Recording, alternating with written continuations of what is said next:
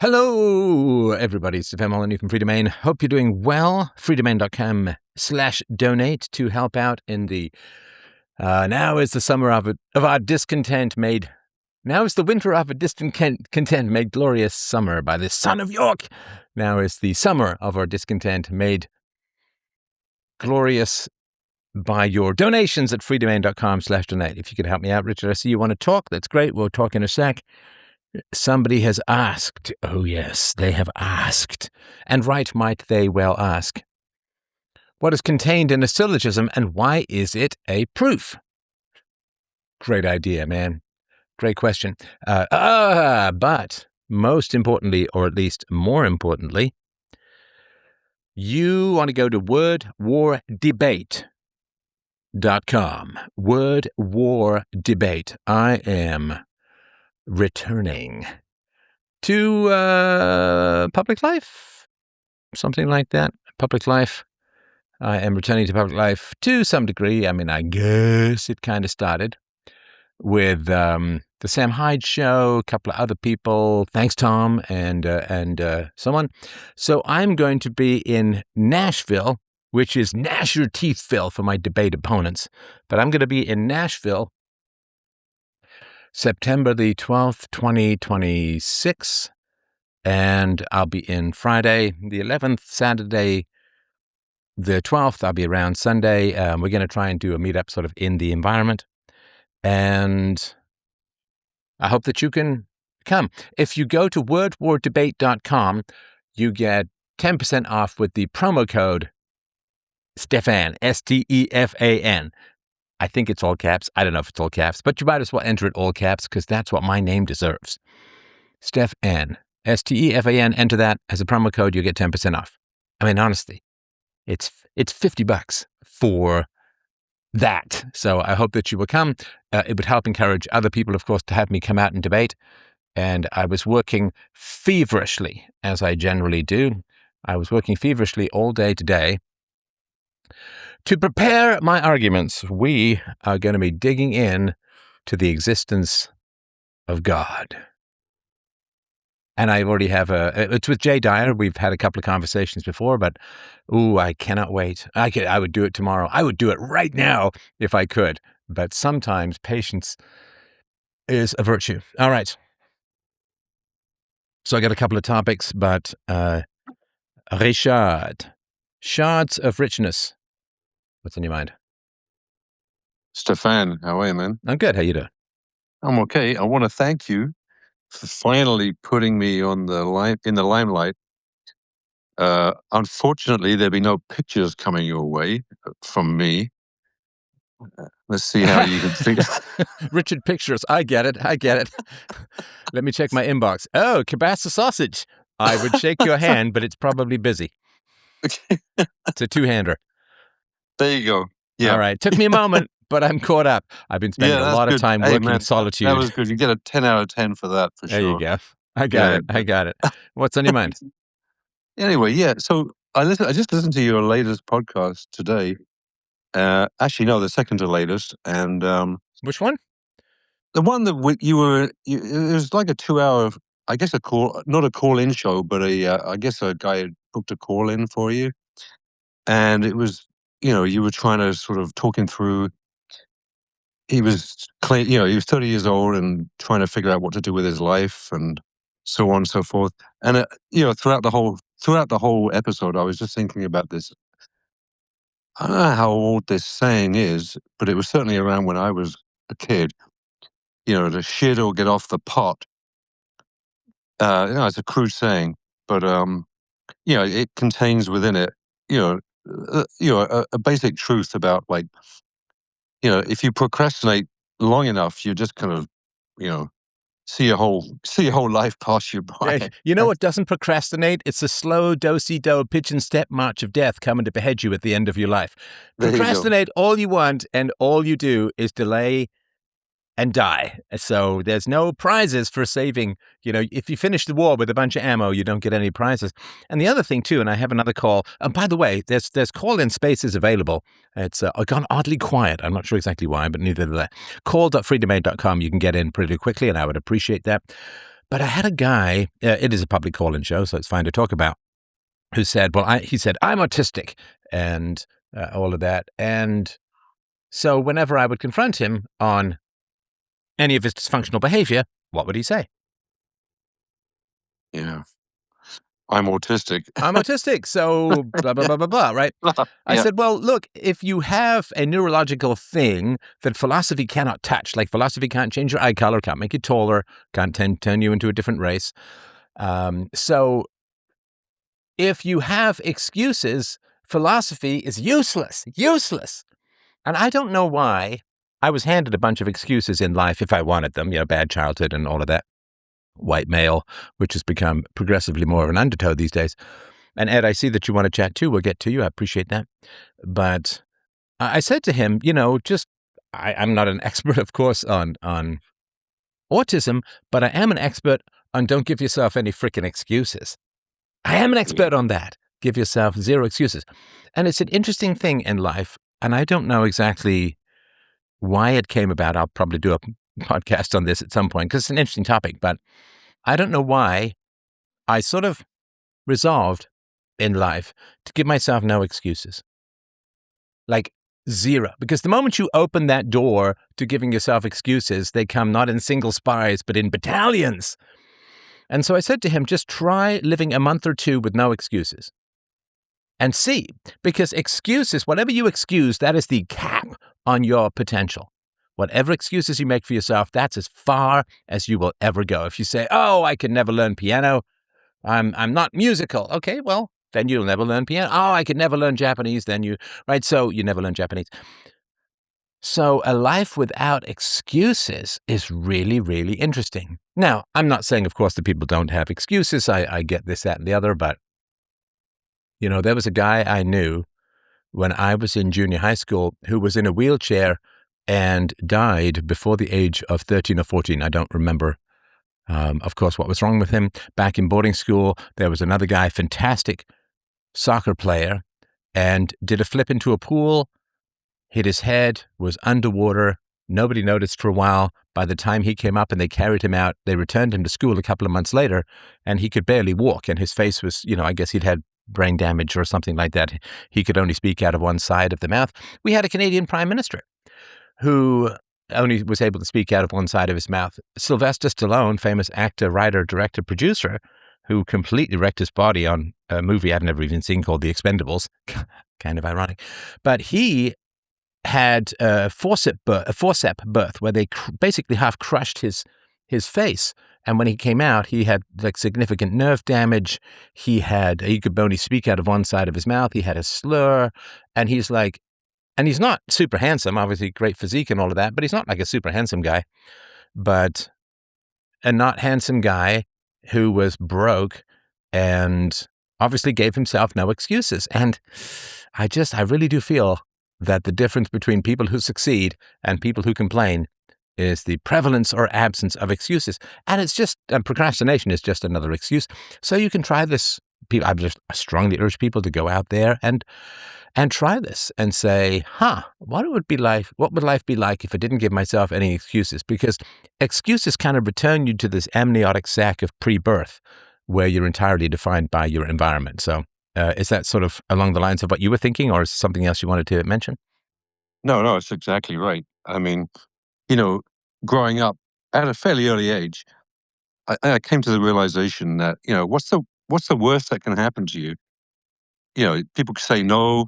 You ask for something, you try for something, you do something, whatever. The worst that can happen to you is that you get, killed, maybe. But, given, that's like unlikely to happen. So the worst that can happen to you is people just say no. And so what? If that's the worst that can happen to you, then just, go for it. Get off your lazy ass and go for it. I mean, if that's the worst that can happen to you, then there's really no excuse at all, right? Yeah, I mean, I hear what you're saying. And of course, you do also have to have a recognition of your capacities, right? So if you're, overweight and bald and ugly or something, you might not, and broke, you might not want to go for the tens, like in terms of women, maybe exercise and feel better. So you've got to find out where you are. People who are overly persistent who don't take signals are kind of stalkers. And of course, I know you're not advocating for anything like that, but there is sort of an Aristotelian mean. It's not just go for it no matter what, but you do have to have some kind of feedback. And sometimes people go for it to the exclusion of a good, decent, productive life. And I've said the story before, but I know we have some new listeners here, so I'll keep it brief. But when I graduated a theater school, and not too long ago, it was actually kind of neat. I saw in a play a friend of mine from theater school. He was really good, really good. It was very, very impressive. But I went with my brother to a business dinner.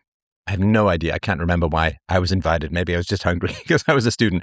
But I went with my brother, and it was a nice restaurant and a nice dinner. And I was chatting with this guy, a colleague of my brother's or a customer or something like that. And he said, "Oh, what do you do?" I said, "Oh, I just graduated from, or I didn't graduate. I left acting school. I did a year of acting, a year of playwriting. I didn't stick around for the third year because they hated my capitalist guts, bunch of socialists." And he said, "Oh yeah, my brother's an actor. He's been, oh gosh, I think it's about 10 years now. He's been working at it. He's in New York. He lives not in New York, but he lives outside of New York. And he's got these bike legs that would go on forever." And, I said, it's tough for him. He's early 30s. He's early 30s now. I should know this. I'm his brother. I'm like, it's so embarrassing. I think he's 32. And he's been doing it for about 10 years. And he gets some off-Broadway work. He gets a couple of commercials. He does a few voiceovers. And he works on his own material. But, it's kind of tough to get that out there and recognized. And he's starting to freak out a little because he's 32. He's put 10 years into it. I'm not going to say he's not further ahead than when he started, but he's really not making enough to support a family. And, he has to have another job and he goes to auditions when he can. And the problem is, of course, if you're in your early 30s, you've been working at it for 10 years and you haven't had any success, you kind of get this loser negative rejection dust scattered all over you. And so he's kind of freaking out. He's like, should I keep going? I always think my next break is just around the corner. He's always got some phone call into someone who might work with him on something, or there's some role that someone he knew might, like there's always something, some will-o'-the-wisp that kind of drags him. He wasn't quite this animated because he was a business guy, but it's kind of this will-o'-the-wisp that drags him down further and further into this swamp of art.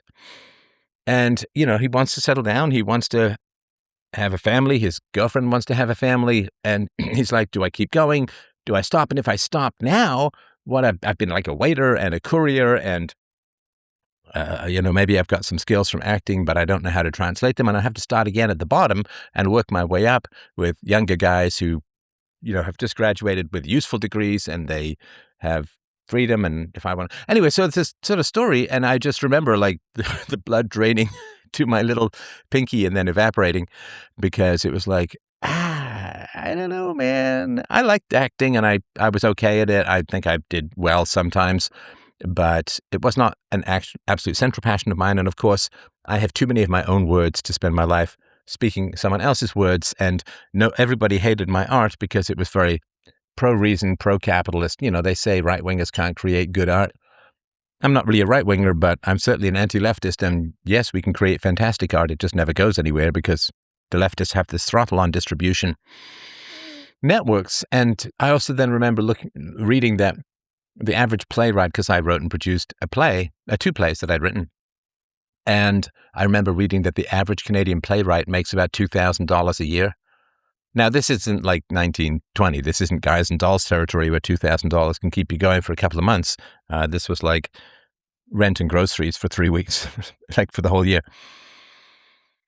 So sometimes, I'm only saying this for me, sometimes you do need to stop, right? Sometimes you do need to stop and find something else because you only have a certain amount of control. I mean, Harrison Ford got his career started because he was a carpenter for some director, I think, and they had him come in and read the script for Star Wars with a bunch of actors, or was it American Graffiti or something like that? And they ended up just giving him the role. Like he just happened to be working for a director who had him come in as a favor to read lines with actors, and they liked the way that he read lines. This is how much. See, I went to acting school for like 2 years, whereas a carpenter could just pick up a script to become a movie star like that. And of course, he's a very good actor. But yeah, so knowing to go for it is really important. Also, of course, the people who tell you go for it, they're all the people who going for it worked out. There's a lot of people who get plowed under by going for it. And I agree with you, like, if you don't ask, you won't get. Worst thing that people can do is say no. But there's a lot worse things, right? There's a worst thing is that you end up like this guy in his early 30s, and that's a lot of actors. A guy in his early 30s who, when I went to theater school, I haven't tracked everyone's career, but when I went to theater school in the early 90s, I think it was 89 to 90 that I went. I haven't really kept track of the people that I went to school with. There was some who were very good. And there's 2 people. So there were 1,600 people who auditioned for 16 spots. So it's like a 1% acceptance rate. I got in, and a bunch of people crashed out, didn't like it. Not everyone who started the program ended the program, of course, including me. But even of the top, right? So the theater school took 1%. It's the best theater school in Canada, and for acting and playwriting. And of those, I think only 2 that I ever knew of did much in terms of succeeded. And again, maybe other people went out and did Japanese commercials that I'm not aware of, but I saw one guy in a commercial, and I saw, I think that was about it. So there's not a lot of people who succeed. Like all the people who win the lottery say, "Oh man, you got to play the lottery," and it's like, yeah, but that's because you won. So I agree with you. You got to go for it, but you do have to balance that with knowing when you need to change course if things aren't working out. If that makes sense. Yeah. I'm not advocating for throwing all caution to the wind, but I do feel like, this caller, he kept saying he was a sort of perfectionist, and I thought, well, like perfection can be the enemy of the good, and if you're just seeking for perfection all the time, you're very likely never to make a move, because you're always going to, and that was the kind of story of his resumes and, looking for work and everything else that affected his life. And I felt like, just don't make perfection your ideal, because you're never gonna find anything, right? You know what I mean? You've got to make movement. You got to act. If you don't act in some sense, then you're just going to stay stagnant. And that was kind of what I took away from that call. Yeah, Yeah. perfectionism, I think, is just a fear of abuse. Like if you make a mistake. So when you become a parent, your kids are going to make mistakes, and you're going to make mistakes. And are you able to encourage people while giving them feedback and all of that? But I think perfectionism is just a fear of being abused for making mistakes. I think it comes out of childhood as a whole. And I sort of think about this with songs, like the singer rips off a good version. Could they do better?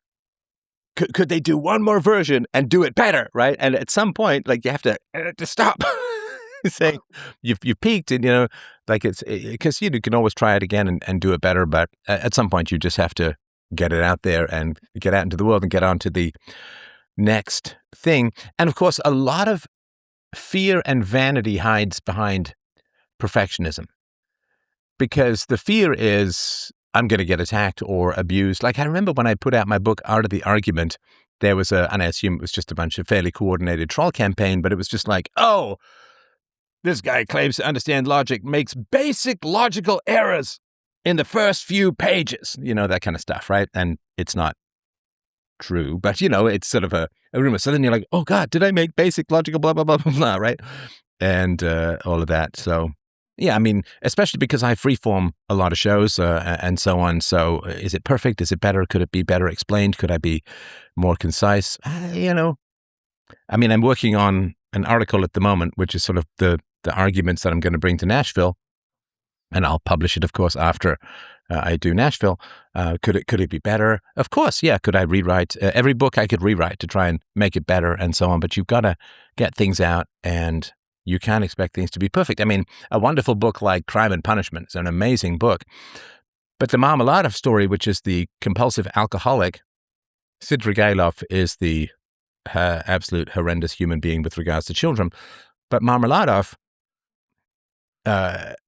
Dostoevsky kind of jammed a novel called The Drunkard together with Raskolnikov's story in Crime and Punishment. It's a mess. It's a mess. And, because he dictated stuff and so on. So, well, you did. You got the difference between soundness and validity wrong. Well, it's not a technical book. It is a book called The Art of the Argument. It is not a formal book on logic, right? So the important thing for that book, you have to you have to understand that the important thing for the book was to get people interested in debate, to understand the basics of rational argument, and to help them understand the barriers to being an effective communicator. So I do not think, oh, John, hi, John. So you have to understand what the purpose of the book was. If it's jazz, you can't say, well, it lacks a certain kind of structure. If it's orchestrated, if it's written down ahead of time, it's got a certain structure. If it's jazz, right? So the purpose of the book was not to quibble over the difference between soundness and validity. The purpose of the book was to use the common parlance in order for people to get better at debating. And of course, I've had tons of letters from people who say the book has helped them to debate and reason. So the purpose, of course, was not for me to be a formal professor of logic. So that was the purpose of the book. So, Yeah, thanks so much. Thank you so much. And that's, I'll leave now for sure. all right, thanks. And it's funny because John Balfour, who's called in before, said that I didn't understand the difference between two sort of foundational different kinds of reasoning, syllogistical reasoning and probability reasoning or something like that. And I explained them to him and he's like, oh, that's right. Right. So yeah, it's just kind of funny. And of course, here's the thing too. If I did a bad job, you should not come and complain to me. You should go and do a better job. All right, Monsieur Ed.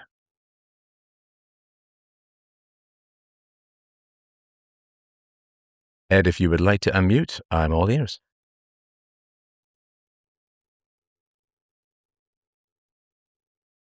Going once, going twice. Can you hear me now? I got you, man. Testing. Hi, Stefan. May I call you Stefan? Yes. Thank you so much for having me. Um, I uh, I wanted to talk with you about something else, but you said that you were so eager to debate the existence of God that I was wondering if you could critique a logical proof that Logical proof of the existence of God or the of the non-existence? existence of God. Yes. Sure, go for it. Um, I think this is a novel proof. So it rests on the fact that the question of whether God has to exist is a different question from the question of whether God could exist. Um, so you can imagine um, four different world states, one in which uh, God does exist and he has to exist, one in which I'm so sorry. I'm sorry to interrupt you at the beginning.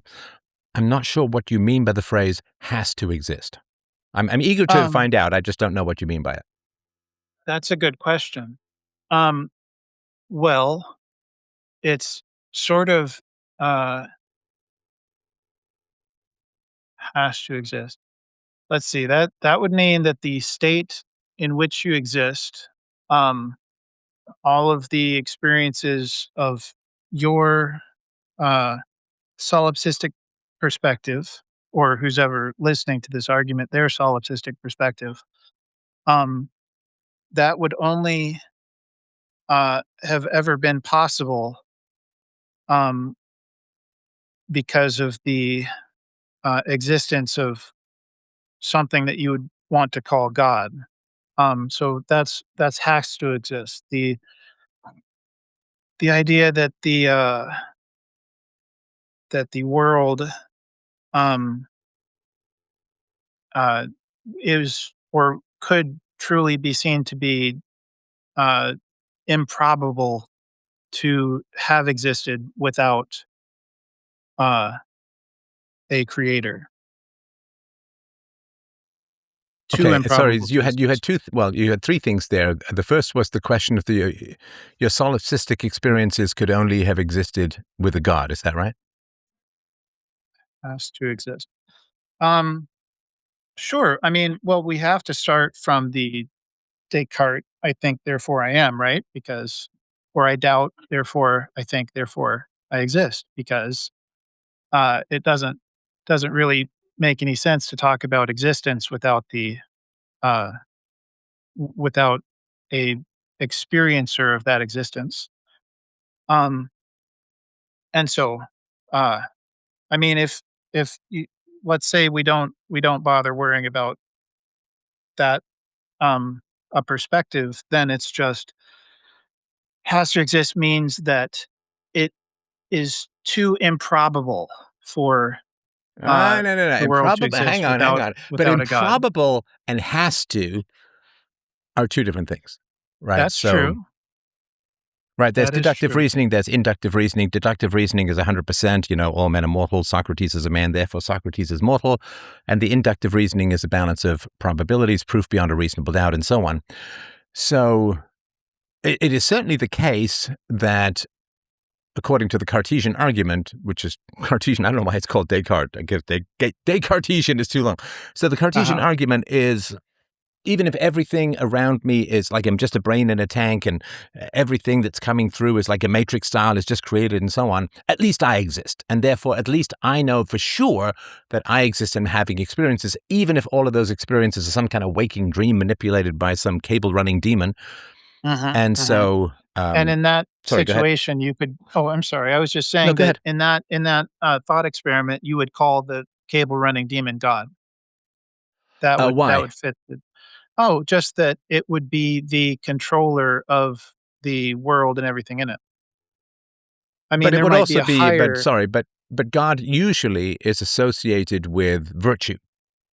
that And is true. hang on. So creating a sort of a vat, putting a brain in it, and then running all these wires in to pretend and fool the brain would be an act of deception, right? It would be hiding the Mhm. nature or truth of reality from the brain, and therefore the entire existence of that brain would be a lie, and that would be an ultimate fraud, which would, I Mhm. assume, not be moral, right? Well, um, that ascribes an intention to the demon. So, the demon may even have that intention to deceive, but in the process of hooking up the brain to the wires, be giving the brain a true experience of the universe, or the demon might not have the intention to deceive, but he gets one of the wires crossed, and therefore the experience of the universe is an incorrect one, or so he is deceiving by intent. Well, hang But on. I No, don't sorry, think sorry. we. I don't quite follow that, and I'm just trying to get up to speed with your thinking. Mhm. So if I Well, hang on, let so, me ask my question. So sorry. if I'm a brain in a tank, Mhm. I am not being told that I'm a brain in a tank. If I am a brain in a Mhm. tank and all of this and Uh-huh. you and like everything I'm touching and so on, Mhm. if that is a deception, right? Because it is the appearance of reality, objective, sensual, empirical reality, but it is Mhm. not objective, sensual, empirical reality. It would be like the state of being in a dream, right? Like if you have a dream Mhm. that you're flying on the back of a dragon or something like that at night, it's not real, Mhm. right? You're not actually flying on the back of a dragon. It's just a subjective experience that comes about through dreaming and the mysterious process of dreaming.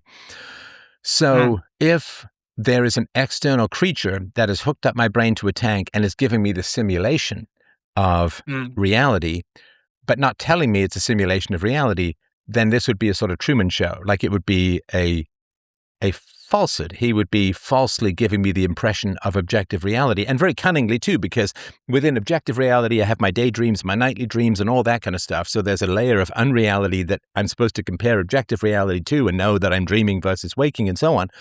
But it would Mhm. be a deception, right? Because he would be giving me the impression, Matrix style, that I was eating steak when I was not. Uh-huh. I have to agree, yeah, because dreams aren't real, and so you can make that distinction Mhm. between, um, a a real world and a dream, and then you have to say, "Well, if this is a dream, then it isn't a real world." Although, sorry, to just argue against myself, To argue against myself, I would say, yes, but Steph, when you dream at night, your brain fools you into thinking the dreams are real, which is why you get scared or excited or happy or whatever it is, right?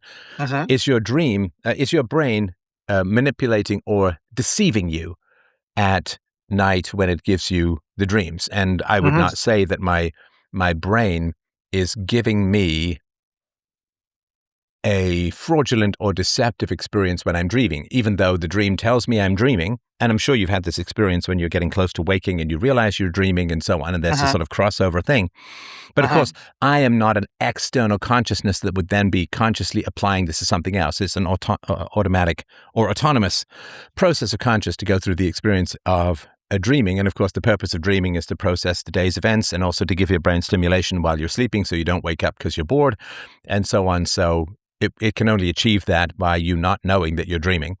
But it would not be Mhm. the same as consciously doing this to someone else and hooking them up to a machine. So I just wanted to sort of point out that distinction. Yes, and it is a um, an aggregation of what is truth in a manner that, I mean, I think maybe necessarily uh, can't in and of itself be true. Because if you, well, like, Hang on, sorry. An aggregation of truth that can in and of itself be true. My truths my head is plural. spinning. Sorry. Well, I mean, just to think of a very dumb example, let's say stereotypes. We know that you can't apply a stereotype to a particular um, case, but the No, aggregate sorry, of. but stereotypes are all designed to be applied to a particular case. Mhm. Right. So Mhm. if a zebra is nervous of a lion, you can't say, well, you can't prove for sure that that lion is hungry and is going to chew you up or chew your butt off or whatever, right? But the Uh-huh. purpose is Yes. to identify the lion as a potential predator and make your, if you're walking down some street in a bad neighborhood and there's a bunch of thuggish looking guys coming up behind you, you're going to go into a store, right? You're going to go in Uh, someplace safe and so on. You say, well, I can't apply that to each individual, but that's kind of the point of stereotypes is to keep you protected against things that are more likely to be dangerous than sure. less likely. It's inductive reasoning, not deductive reasoning. But you don't apply stereotypes to pure abstractions. You would apply stereotypes to individual instances, i.e., people.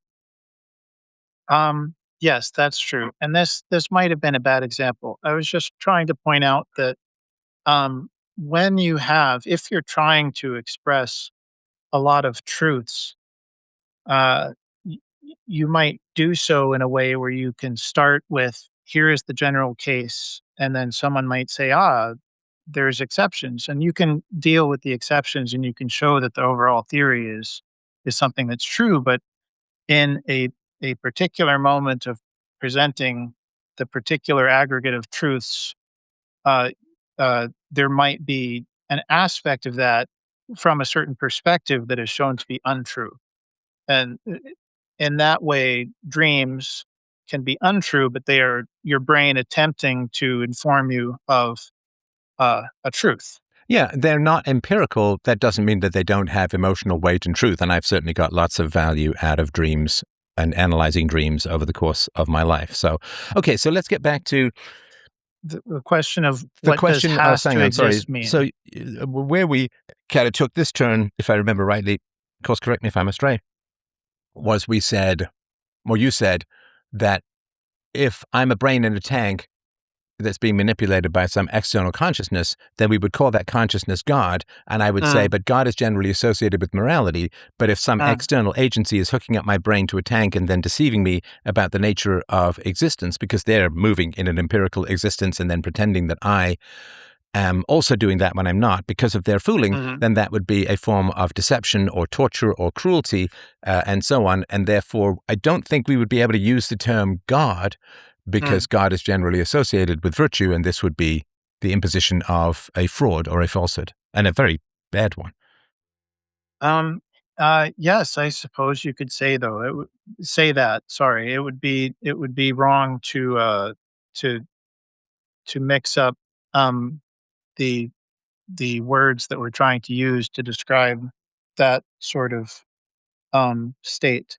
And so you wouldn't call that God, but that sort of thing, I mean, what is it that the Gnostics, the demiurge, I guess, is the thing that is controlling your perceptions, Well, controlling but the but perceptions let's of the sorry world. to interrupt, but I don't want to leave my audience with the impression that simulation theory is anything other than nonsense. I'm not calling you Uh, nonsense. I'm just saying that no, I don't want people to come out of this with the idea that simulation theory is right. is Simulation true. theory is people who are trying to believe in God. That's their arguments for the simulation are arguments for God, and Sorry, I it's thought we just just went through this, that the arguments for simulation are not sorry, arguments not for God God, because not God, it would God. be evil to Different put you word. in a simulation. Sorry. Well, maybe I lack the word to describe that sort of demon. Um, Well, but it's but not a real thing, though. no, Because in this hang on, thought sorry, and let me experiment, just sorry, very you're briefly correct. explain this to the audience, because I don't want anyone to walk out of here with the impression that simulation theory is anything other than nonsense, because simulation theory, of course, the idea that you're a brain in a tank and so on, if it's true, you would stop interacting with other people, right? I Yeah, mean, any sane person, if they think that they're, chatting with some woman who's going to date them and give them children and bear their lineage forward through time, and then find out that it's merely I mean, you yeah, might keep talking, but it would be very sad and you would not be able to achieve your goal, right? So, I mean, a sane yeah, person who actually wanted a wife and kids would not continue to talk to an AI because they'd realized that the woman was fake and could not provide them any real human comfort or reproduction. So once you find out that something is fake, then you stop interacting with it, right? I mean, yeah, if you go down to a place that says, "Hey, man, we've got a job for you," and you go down there and it's an empty lot, you don't just start setting up your little computer and typing away, and right, because there's no job there. So you would, once you realize something's fake or not real, you would stop interacting with it. And of course, simulation theory doesn't solve the problem of reality, because let's say and there's me, and then let's call him Asmodeus, right? The demon who's controlling my brain in a tank, right? Well, as mhm, is Asmodeus must be the external demon who's controlling me must exist in some sort of empirical reality. So we mm, say, oh, well, Asmodeus exists in an empirical reality, but I don't, right? And mm, so do not multiply entities unnecessarily. It's kind of like Occam's razor. Do not multiply explanations unnecessarily. If Asmodeus is able to live in an empirical reality that is objective and universal and based on sense data and so on, then we accept that consciousness exists within empirical reality that is universal and objective. And therefore, that's just us too, right? Why would we? Because otherwise we have to say, well, yes, I am a brain in a tank controlled by Asmodeus, but Asmodeus is also a brain in a tank that's controlled by Beelzebub. And then, blah, you go all the way, mm, Galileo, right? You go all the way, mhm, it's turtles all the way up or all the way through or all the way down or whatever it is, right? So you can't ever stop that process. And so at some point, some entity or being has to be in an objective universe and controlling all of the sub entities. So there's no need for that. mhm. There's no proof for that. So we just say ours. And of course, I assume that you believe that I exist independent of your consciousness and I'm not a simulation. Is that right? Absolutely. It would make me very sad if you were a simulation. Well, I'm I not would a be very sad. simulation, and you Oh, would only no, that talk to makes me me. happy. Yeah, Yes. yeah, you would Oh, only talk to me if I wasn't a simulation. So I'm not sure why we're talking about simulation theory if neither of us believe it, unless you're saying that people are oh. trying to prove God with it, but they're not, because it would be a Well, demon, not a God. Uh, yes, I suppose that hold on, how do we get on simulation theory? Oh, I guess I was just Oh, trying to because say you that my brought in my proof solipsistic. of Hang God on. At the very beginning, yes. you were talking about Cartesian solipsistic just means entirely self-referential. Uh, So that just means, so you'd be putting in, you were talking about Cartesian brain in a tank stuff that you can at least be certain that you yourself are being fooled and the I think, therefore I am. So you brought in the sort of simulation stuff at the beginning, if you remember.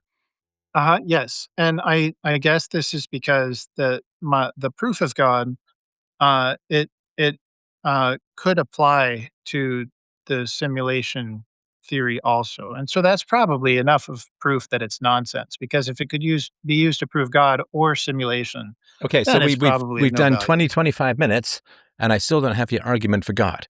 Time flies. Well, okay, so it is based on the idea that, um, uh, if you can have 4 world states that are dependent on the questions of whether God does exist or God has to exist, then you'll find that one of the world states where God has to exist and yet doesn't is paradoxical.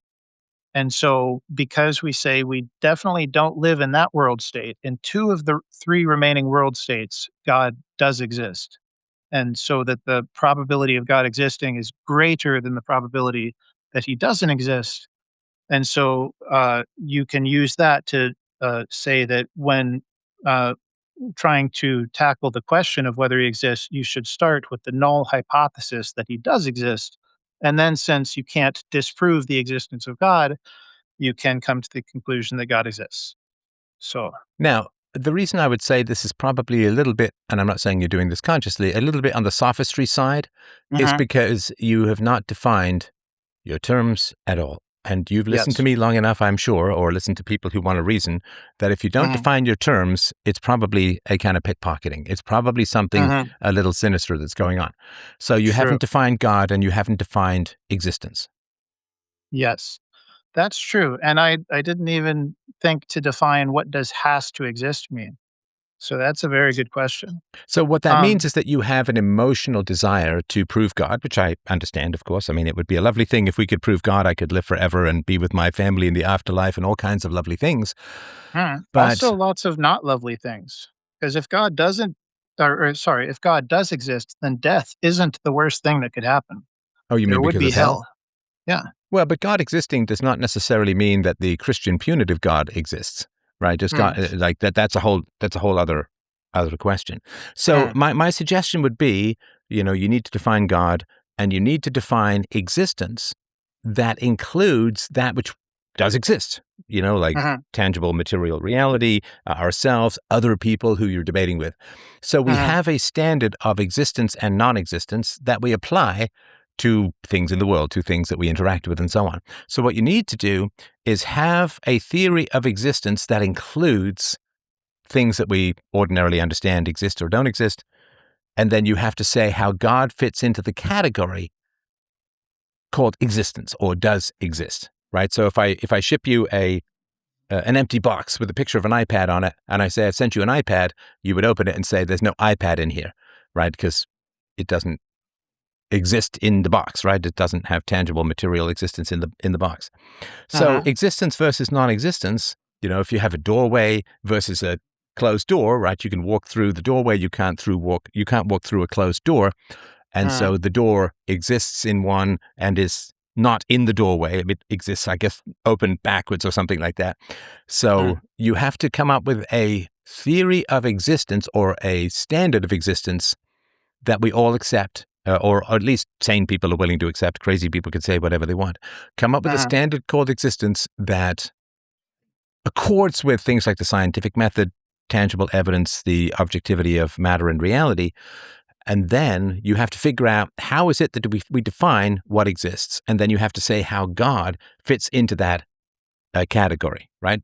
So mhm, rather than just say there's four states of matter, and the probability is that God exists because of something like Cartesian reasoning.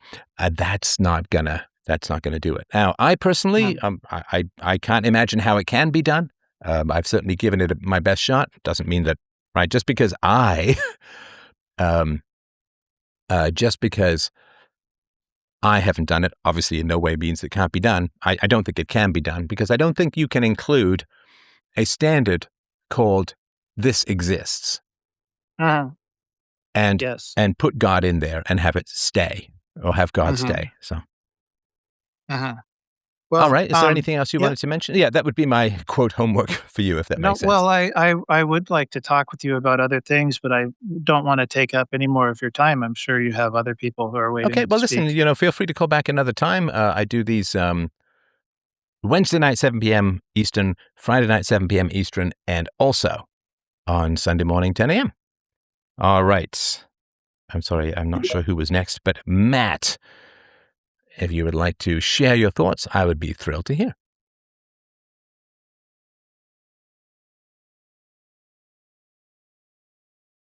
How are you today, Steph? Well, thanks. How you doing?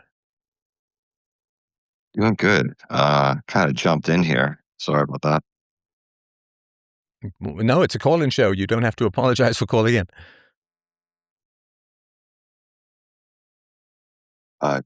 Can you hear? Yeah, I got you. Okay. Can we talk about some deep philosophical lies in the digital immortality? Whatever you like.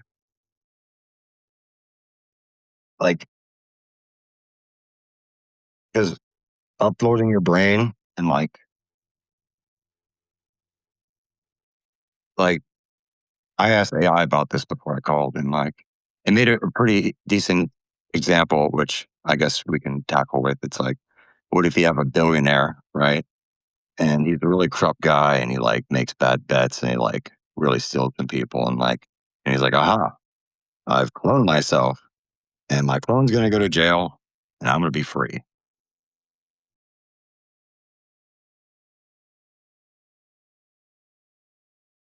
Sorry, I'm waiting on a question here.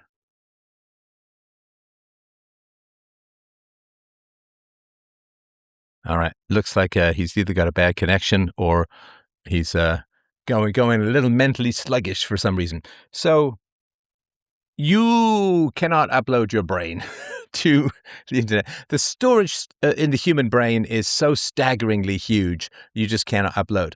And also, our brain is wired into of course, the brain stem and the spine and the nervous system and all of that. So to wake up without a body and not go mad, I think would be almost impossible. So I don't think that billionaires are going to be able to upload their brains to the cloud and live forever, because our brain and our body are one. I don't believe in the mind-body dichotomy. Consciousness is an effect of the brain, and the body are wired together. We've got a second gut brain down here that tells us, apparently always for me, that it wants more carrot cake. But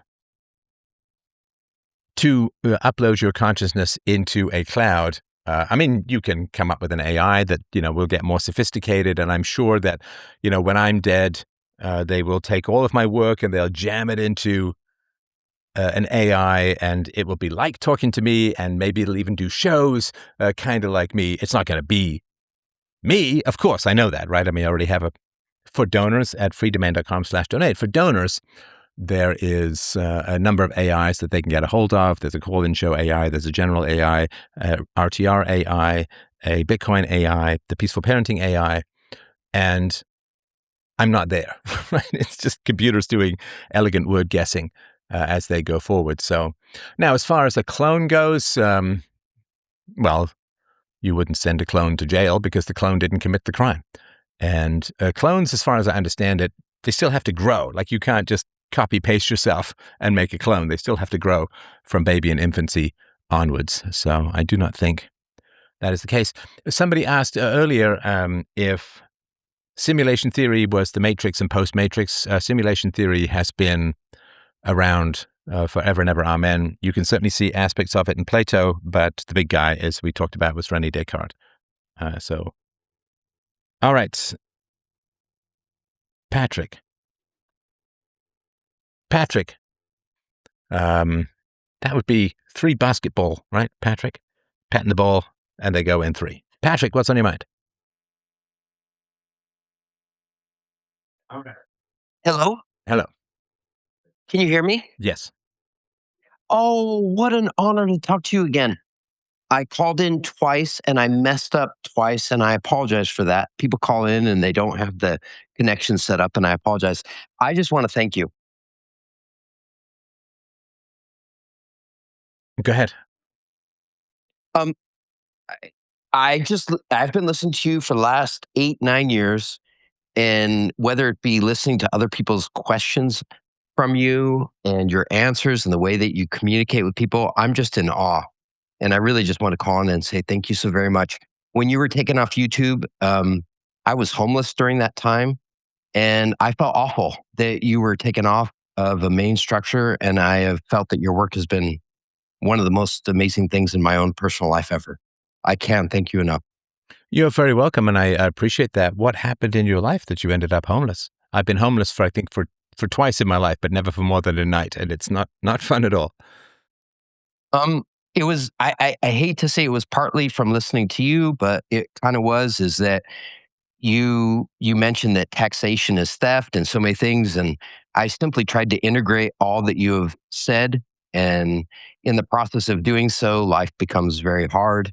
I had a beautiful business and everything, and it just the more I learned, I just did my best to follow every truth that I knew. But when you follow the truths that you know, m- often society just says, "Ah, well, you don't fit here," and you get kicked out. I was the monastic that called in. I think it was 3 months ago. I was a Buddhist monk in Thailand for 9 years, and I got to talk a little bit with you for just a little bit. But yeah, I went homeless just because I couldn't. Um, I decided I wasn't going to pay taxes, and I thought I just want to try to do my best in this world. And I knew about human trafficking and different things, and I started dedicating my time to that. But really, it was just, I, it was so hard to integrate what I had learned into the society and then do the actions accordingly. Well, I mean, what was your, appreciate that explanation. What was your relationship to the idea that I have property and pay taxes? And which I've never, of course, hidden, and I've always recommended that people pay their taxes and so on. So, what was your relationship to that, if that makes sense? Um, can you say that one more time, just so that I understand the question you're asking? Sure. You said that you didn't want to pay taxes, that you felt that that may have more um, moral nobility to it and so on. But I mean, I have property and pay taxes. I started free domain in a car going to a job, and I did not steal the car. I Wow. owned the car. And so, what was your relationship if you say, well, Steph, you said this and that about taxation, and therefore I ended up not like I ended up homeless. What was your relationship to the fact that I have property and pay taxes? Not that I'm some sort of standard of morality, but wouldn't that be kind of contradictory if you thought that was my message?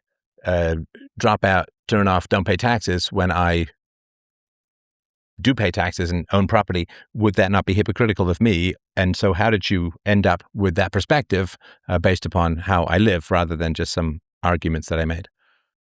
Got it. Oh, I remember a video. Well, I listened to so many videos that you had put out, but I remember a video that was an hour and a, I think it was an hour, and it was just taxation is theft. And I had to really just kind of deal with this, that taxation is theft. And it wasn't just that one field, but it was just also realizing what our taxes go to. I really felt that paying taxes in some ways is aiding and abetting a known felon. And I just had to work within myself, like, how do I address this? How do I live this truth? And it wasn't that I feel like I'm making the right decision, because I do know that being stable, being secure, and having and developing great businesses, you need to follow certain rules. But because I was single, I didn't have a family, I just felt that I can be a little bit more extreme, and I'll just go as far as it can take. And I had a beautiful business in Grand Forks, North Dakota. And I thought to myself, well, I'm just going to see how far I can take this. And it wasn't long. And my house was, yeah, just naturally taken because I wasn't paying the taxes. I wasn't paying my bills in that way. And I'm not saying that was even right, but really, more than anything, I was just trying to deal with the fact that where our money actually goes to, and just trying to deal with this in this world. Mm. And yeah. Well, I appreciate that. Is there anything that you would like to talk about today? I really do appreciate your kind words about what it is that I do. I would generally say to people, do not abandon society. You don't get to steer the ship if you jump overboard. And I think it is important. Like, you and I are not responsible for the system that was set up generations and generations and thousands of years sometimes before we were born. And so Yeah.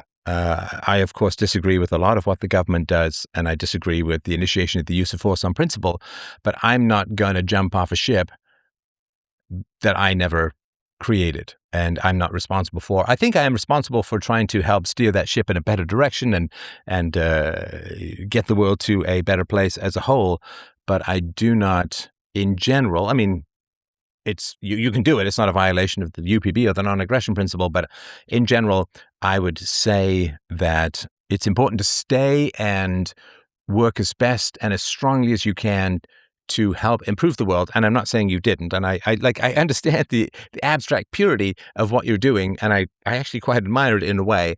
But it's not like if we all jump off the ship that the bad guys are going to give up steering it. They'll just be like, great, good, those people are out the way, and now I can steer it exactly where I want to.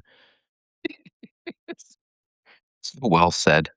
I think, yeah.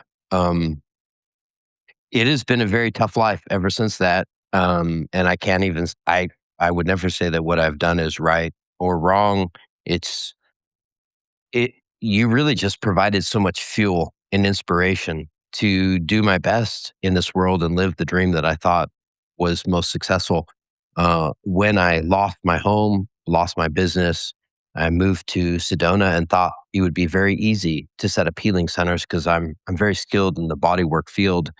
And really, it was very much like, I don't want to say like your own path, but the more that I gave, the more that I worked, the more I just saw how many people are programmed and how difficult it is to even share basic truths with people. Yeah. But the one very beautiful thing was just trying to live my very best and follow all the non-aggressive, basically just do my best and live what I believe to be the very best life I can be. But I also just want to say is that even during all that time, my biggest dream was be able to support the people that I feel are leading this world in the best way, which is yourself and a few others that I know. And being so poor that I can't hardly give any financial support, basically just prayers behind the scene. I guess I just really want to say I can personally never thank you enough for what you have provided. Your ACE test, I literally like I just when I listen to what you have provided to the world, I'm dumbfounded, and I just really want to say thank you endlessly to you. I appreciate that. And, one of the things, why I sort of stayed in the world, despite, some occasional, or maybe more than occasional, disgust and anger at the world, was I kept thinking to myself, well, if all the good people who were really against child abuse had left the scene completely, then, as they did kind of when I was a kid, there was no one around who kind of came back and helped me with the abuse that I suffered as a child and as a young man. So I wanted to stick around and stay in the fight because I think the best thing you can do for past pain is to provide what you were denied, right? So people didn't help me with being abused as a child. I can at least reach out and help other people. And if I were to completely sort of jump ship, so to speak, then all the people I could have helped and the probably close to 2 billion assaults on children that I've been able to prevent through what it is that I do would have occurred. And those children would not have been saved from that. And then millions and millions of people would not have Yeah. received the comfort of, I think, compassionate and empathetic listening. And I think because I really wanted that as a kid, the best I think I can do is to provide it to others, if that makes sense. Yes. Well, you definitely give it to me and my brother Jason, and I when people call in and the way that you talk to each individual, the way that you talk to the people that are difficult, and I can't tell you how much I learn just by the way you demonstrate how to interact with people. It's been, yeah, you're really my hero, and I simply can't thank you enough, Stefan. I really, really appreciate that. That does a lot of good for my heart, and I wish you the very best. And I hope that you will continue to engage with the world as a whole. And if if we flee the combat, all that happens is everyone loses. All the good people lose, and I don't think that's quite the way to go. All right, we have Javier. Yes, there we go. I could read it. Javier, what's on your mind?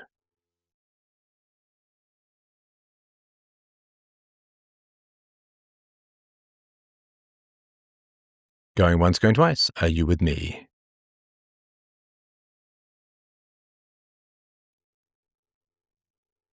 All right, he has come, he has gone. All right. The person whose name starts with a C. I didn't even bring my reading glasses down here. I just have my monitor glasses. Hey, how you doing? Good. How you doing? Good. I'm an artist, and I had a question for you. Um, is there any moral or philosophical case to be made for the validity of erotic art, or is it largely just frivolous and amoral? Erotic art. Can you give me, I assume you don't just sort of mean straight up pornography. Are you talking about like women topless in Ingres style paintings draped on a That couch or something like that? Ingres could be an example, or a more contemporary one might be Robert Crumb, if you're familiar with his work. Vaguely. Why do I have a Mapplethorpe sort of sinister feeling about that guy? Um, I could I be mean, wrong. I think his work is amoral, but he is very concerned with telling the truth in a way about his experience in the world. But there's a lot of his work that is very indulgent, amoral, or even immoral. I wouldn't put him in the same camp as Mapplethorpe, though. Yeah, so I was kind of right about that. He does, fairly ugly comic book style Yes. stuff. Is that right? Yeah. Okay.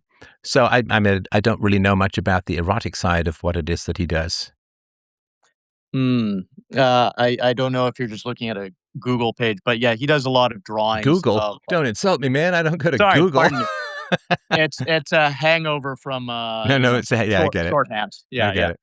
But no, he does lots of drawings of women and that have to do with sexuality. Hmm. Um, in particular, his own warped sense of sexuality. Right.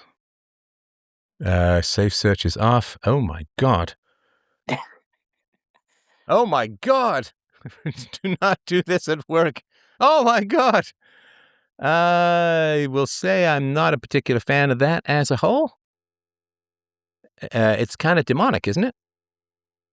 It might be because I mean when I to give an example, I don't know if it's right to put someone like William Faulkner in the category of an amoral artist, but he would talk about how his writing process was almost like letting a demon talk through him or something like that. So I have to assume that with an artist like Crumb, he's letting like he's letting his like material form, his id or his libido, operate through his talent, his ability to draw, and he's just kind of showing the results. He's not.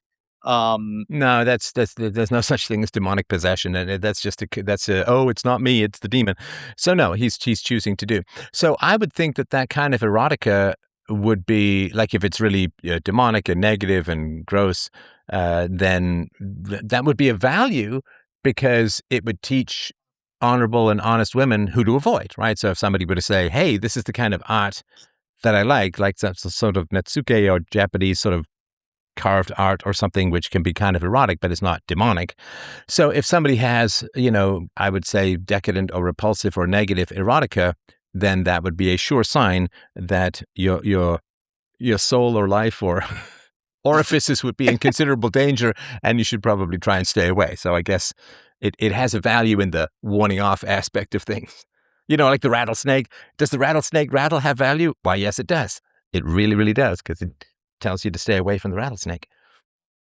Yeah, I guess the only case I might make for it, apart from a warning sign, is that it's useful perhaps for study of dysfunction. It would be useful to look at someone like this and to understand how someone has been sexually corrupted or disfigured or otherwise. Yeah, I mean, certainly in my childhood, there was a lot of creepy stuff floating around, like a lot of really, really creepy stuff floating around. And you have to fight that stuff, right? I mean, the demons of dysfunctional, morbid, demonic, destructive, exploitive sexuality, I mean, they're constantly trying to get their squid tentacles up your nose and down your nads and so on. So you got to fight that stuff so that you can have a healthy sense of positive and loving sexuality and sensuality going forward. And some people just cave. They just give in. It's like, okay, fine. I will become, people got their tentacles into me. I will now put my tentacles into others. And they become a carrier, right? They don't, if you get sick, you're supposed to stay home. You're not supposed to go out there and sneeze in the playgrounds, right? So Yeah, yeah, the world is constantly trying to corrupt you. The world is constantly trying to make you into a bad person. and it's offering all of these great things, these Harvey Weinstein kind of, hey, we're going to make you a star. You just have to give up your soul. So the world is constantly trying to make you into a bad person, and you got to fight it. And it's pretty clear when people have just kind of given up the ghost. I remember seeing a house once where the art on the walls was really creepy. I actually wrote about this in my novel, The Present, which is a really good book. You should check it out, freedomain.com/books. And it was like creepy art, man. It was like dead-eyed children locked in cages. It was just terrible, terrible stuff. It was like, again, all of these a dead-eyed housewife with bloody rubber gloves on, and mysterious shapes in the background, like just really creepy, nasty, evil stuff. Now that to me is just a cry for help. That is somebody, they're either trying to infect others, or it's a cry for help where somebody has got to say, like the Billie Eilish song stuff, like the debt I owe, gotta sell my soul because I can't say no, because I can't say no. So it's just a cry for help. This is somebody has got to, if they care, just sit down and say, okay, like what happened to you as a child that this is where you want to pour your energies. It's like Rob Zombie, the people, I think he used me in one of his movies, but it's like the people who just, like Stephen King, it's like, bro, like what happened to you as a child that you are taking your precious talents and short lifespan and using it to recreate as much horror as humanly possible in others. And because every artist can make beautiful things, inspiring things, powerful things, moral things. And if an artist chooses to paint something vile and ugly and exploitive and bloody and sick, then they're saying, well, I know that there's beauty out there, but this is the real essence of life, because whatever you create in art is the essence of life. Hmm. And so people who create this, the Robert Crumbs, like the ugly, gritty, negative, nasty stuff, I mean, they know that there's beauty out there. They see beautiful people. They see beautiful statues. They see beautiful art. And they say, no, no, no, that's not the real thing. It's like the David Lynch movie, Blue Velvet, right? Where it starts, at the level of the house, and then it goes down into the grass and under the grass, and you see all of these insects fighting and dying. And of course, David Lynch knows that there's, happy, wonderful, beautiful couples, and they raise their children well, and they love each other, and they take care of the elderly. And he knows all of that. That exists in the world. But he's like, no, forget that. I want to get Dennis Hopper sucking some sort of mystery gas and abusing people all over the place. And there's no redemption arc, and there's no escape from evil. And you just go deeper and deeper into weirdness and sickness and so on. So I think, I mean, once people really understand that this stuff all comes from child abuse. Now, if you have been abused as a child and you've relatively accepted it and survived, right? Survived. What they're trying to do is they're trying to crap evil down your throat so you can't taste anything good for the rest of your life. Like the abusers are trying to drive out, any sort of positivity or happiness or benevolence or hope or love. They're trying to drive that out of you. Right, just like a kid running at a bunch of seagulls in a parking lot. It's always a boy, right? Right, just they want to just drive all of the happiness and joy and virtue and positivity and good humor out of you, and they need to replace it with this grim, negative, ugly view of life as a essence of exploitation and destruction and so on. And you got to fight that process, because if you don't fight that process, you will reproduce it to others, and now you are not a victim of the problem who's been healed. You are now a part of the problem that spreads it. Well, I think something you said earlier is maybe more on point, because the spreading it around seems like a sort of more of a higher level distribution thing. But more specifically, to get to the point, the idea of infecting others. So if you've got a dysfunction, it and you do not want to get rid of it, it could be in your interest to spread that dysfunction and normalize it so that if it's part of like media that's consumed and accepted by other people, then you can continue on your way without receiving as much scorn as you normally otherwise would. Yeah, and it's a way of isolating people from positive effect. So if you can convince someone, or if they lose that battle against corruption, then they become kind of corrupt, kind of sneaky, kind of side-eye. They're involved with negative people, they're involved in negative activities and so on. And then good people just give them the sidestep. They don't move in the same universe. Like I call it trash planet, that stuff below.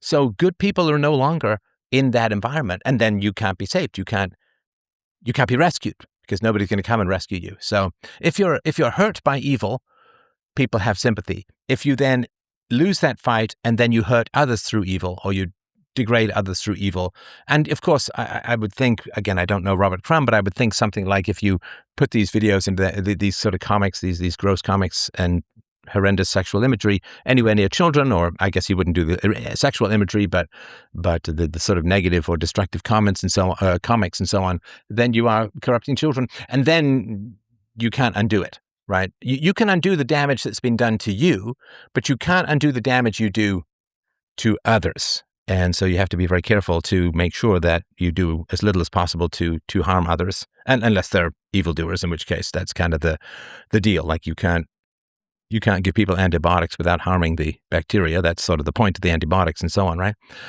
And somebody was saying that it comes from disaster and accidents. I don't think so. I'm not certain, but I don't think so. I don't think people really get trauma, long-lasting trauma, from bad luck, from illness, from accidents, and so on. They get trauma not from being harmed, but from evil people who want to harm them.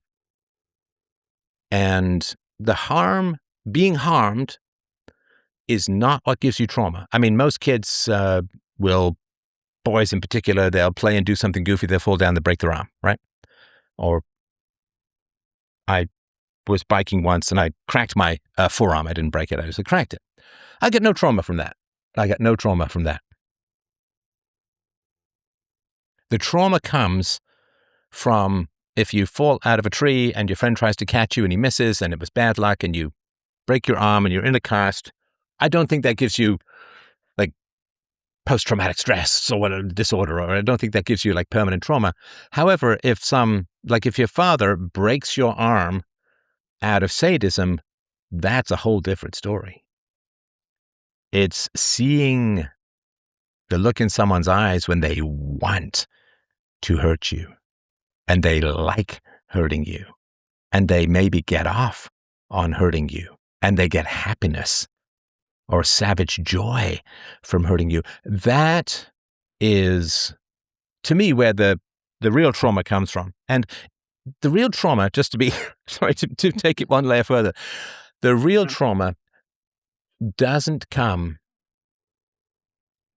from someone who wants to hurt you. In general, it comes from the fact that nobody in society will give you sympathy for having been attacked by evil as a child.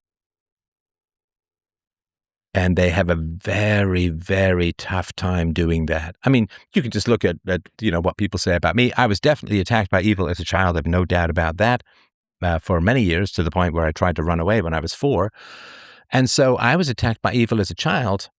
The evil is bad, but the fact that everyone abandons you to evil and then doesn't want to hear about it when you're bringing it up, that's where the real trauma is. Because the harm that was done to me was, decades and decades and decades ago, right? 40 plus, 45 years plus, right? So that's a long time ago. However, the fact that when I try to speak up to help children, adult children, and say, you should talk to your parents. What was done to you, if it was really bad, was immoral, and you should talk to your parents. And if they can't be reformed and they don't want to change, you don't have to spend time with them and so on. That is helping people who have been exposed to evil. And, most of my call-in shows are applying bandages to people who've been ravaged by evildoers.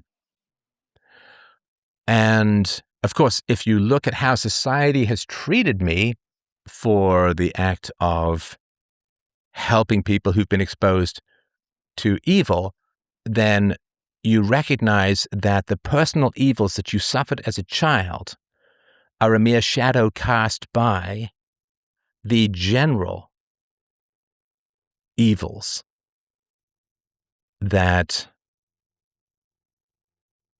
society is founded on and lives by. So I said this years ago, my mother understood the world way better than I did because she knew that she could do all these terrible things and totally get away with it. And she also knew that if I ever went public with it, I would be attacked, not her.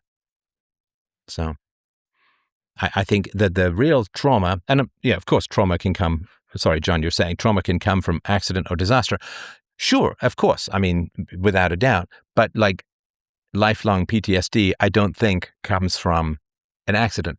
Now, sometimes people had a really bad childhood and then they get into, say, a car crash and, they feel that same sense of helplessness and pain, like as I was talking about with the recent true crime that I did about the woman who seems to have unalived her children and so on. It is, sometimes it reactivates or retriggers prior trauma, but so I think those kinds of people have just kind of given up and said, well, bad people run everything.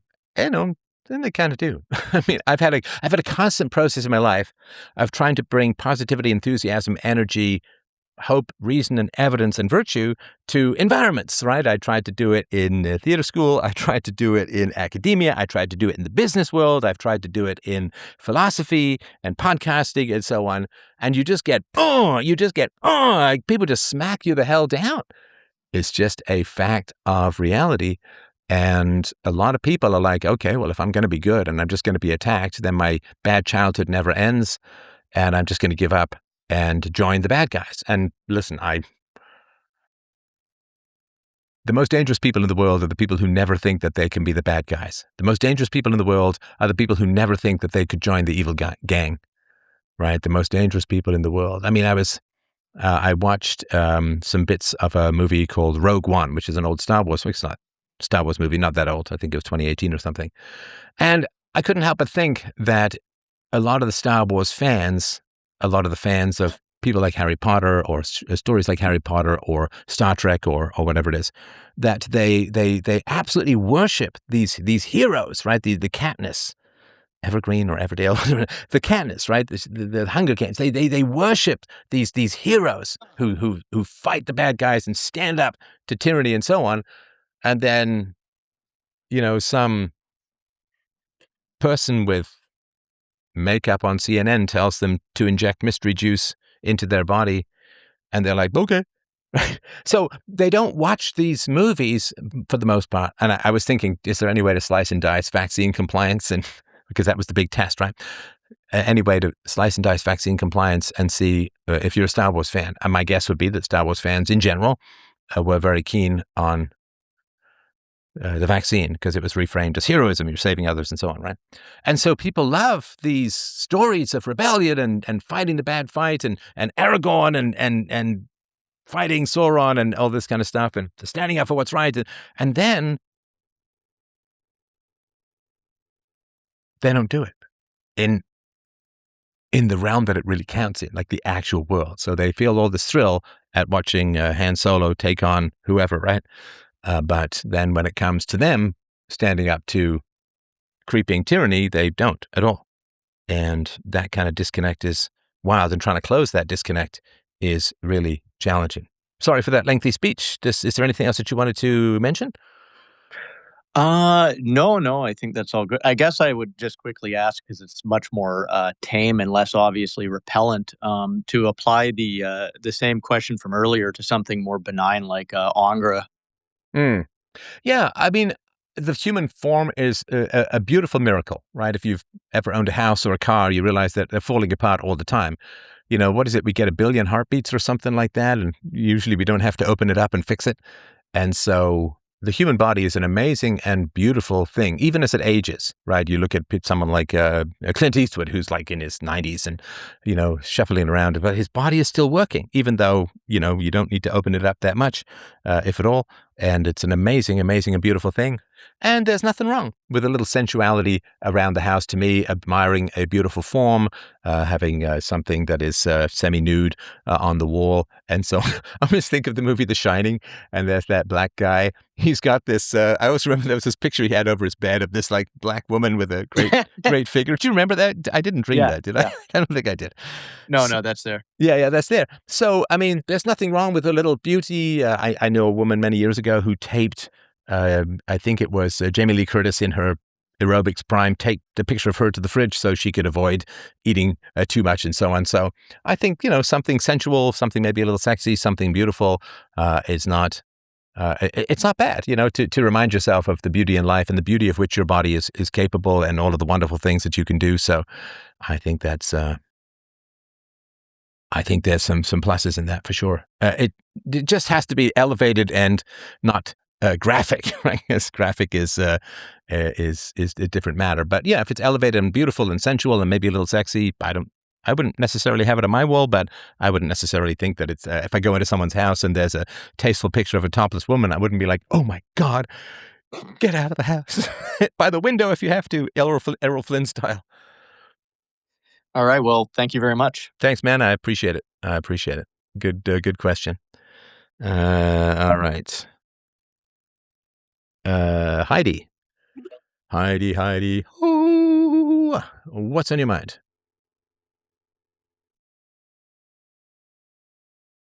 I know there's always this pause. Vamp. Are you with me? Great questions tonight, guys. Always such a pleasure to chat. I really do feel amazingly honored by these conversations. Somebody says, oh, there's a criticism. Dun, dun, dun. You should call in if you've got a criticism of me. But something like, Steph has become a real hypocrite. To think I used to look up to him, LOL. Yeah, if you have a moral hero who falls from grace for you, that's not an LOL thing, right? That's not an LOL. Somebody says, what if in a moment of drunkenness I text my sister I hate her in a text message because our entire life she has ignored me. Next day I apologize, and a week later, no answer. Yeah, apologies aren't enough. You can't just apologize. And first of all, you should have conversations with people who bother you before you end up getting drunk and texting them that you hate her. But if you have done something like said you hate someone, that's kind of a relationship. Like the relationship as it was kind of ends if you say you hate someone, which is why you shouldn't say it unless you're willing to let the relationship completely go by the wayside. All right. Hello. How you doing? Yeah, I'm right. So I guess I have a sort of a question about relationships. All right. So I have this friend. So I'm a homosexual, I'm a gay guy. I have a friend who I've known about a year. We've been quite close. But there's always that suspicion that he might just be a little bit curious. And I consider myself quite a consensual guy. I'm not one of those. What do you mean quite a gay consensual guy? What do you mean quite? That's true. You got me there. I'm okay. Please don't be ambiguous about that. I like to be abstract. No, I'm consensual. I consider myself very consensual. I'm not the kind of something guy that who needs to be stated in the gay community? Is that something that needs to be clarified? No, but you gotta look. But there's a lot of stigma with gay people, with chasing straight men and trying to find their weakness and trying to flip them. I don't think that's the kind of person I am. I do. You I don't tend to be think quite. that's the kind of person you. We're back into Fogland and ambiguity. Well, let me try to land. So yeah, there's a lot of stigma with gay people and straight men, and the constant fear of straight men tend to fear a lot with gay people that they're gonna, pounce on them and that kind of stuff. And it's quite difficult when the other person is sending mixed signals, and you can never really know how to sort of break the ice or what, like how do you without ruining the friendship, So Okay, so I'm is this, how old are you? 29. Okay, and how old is your friend? He's around 38. Okay, and are you sexually or romantically attracted to him? Yes.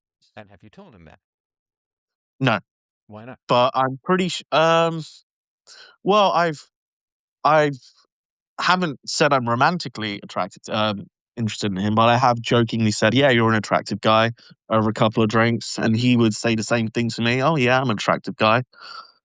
So that's you know, the extent of what's been said. But I've never really told him I've had feelings for him. I'm never know how to say that without making it very awkward, you know. And how long have And you been friends with him? about a year, about a year. And when did you first have sexual feelings towards him? Sexual feelings? Probably the the moment I met. He's quite an attractive guy. Yeah, he's a hot But guy, right? yeah, he's a hot guy. Okay. But I consider myself quite a. I like to. I'm not the kind of gay guy who just fucks guys or whatever. I like to get to know someone. I prefer, you know, personality over sex and that kind of stuff. So Oh, come it on. He's takes. a hot guy. It's not just his He's a hot personality. guy. No, of course, yeah, you're right there. He's a hot guy, but you know, I'd rather, you know, get involved with someone who I feel romantically interested in. Oh, come on. Over the If you past, you get involved with this guy, and he's like, "Oh, am I straight? Am I gay? Am I bi?" I mean, he's going to go through torment and torture and change, and like it's going to be a mess, right? yeah, 100%. Yeah, you got to dump him as a friend. But over the last couple of months, I have been feeling sort of. Well, he considers me a brother. He always No, says, he "Oh, you're." doesn't. Come on, you're Well, not his brother because you want to jump his bones. no, I don't actually. Yes, you do. If he came and said, "I've realized I am gay. I want you to be teaching me in the ways of gaydom," I mean, you would be interested in that, right? I suppose. What do you mean you suppose? Come on, Yes, of grab your course, lust yes. by the short and curlies. But I, but I'm trying to play trying to be responsible here, trying to, you know, trying to be human. I'm trying to put the lust all aside. I'm I like the trying to trying to be connect. human thing. That's very, Again with very, the very trying. excellent. Quite. I'm Gay being guy, ambiguous. gay guy tries to be I'm being human. ambiguous. Okay, but look, the problem is, I mean, what do you want out of your life? Do you want a stable relationship? Do you want someone to grow old with? I mean, what is it that you want? Do you want to sleep around? What is your No, pleasure? I definitely don't want to sleep around. That's not the kind of guy I am at all. I mean, of course, you know, everyone has lustful thoughts, but I'm the kind of person who I prefer a close connection with someone. Um, you know, sex is always an afterthought. I mean, yeah, sex is great. I'm not going to say I don't want to have sex. Of course, I would want to have sex with him, but that's just a complete afterthought. That's just for me. It's just to really connect to someone and just have that trust. You know, gain trust and just feel one with another person, really. And Okay, so hang on. So let's imagine that there was a woman around who was very sexually attracted to your gay butt, right? yeah, I've had that before. It's Okay. not nice. No. And imagine that she was hanging around to some degree in the hope that she could turn you straight and have a family with you. And but she Yeah. didn't but she didn't tell you that. Would that be honest and would that be a positive relationship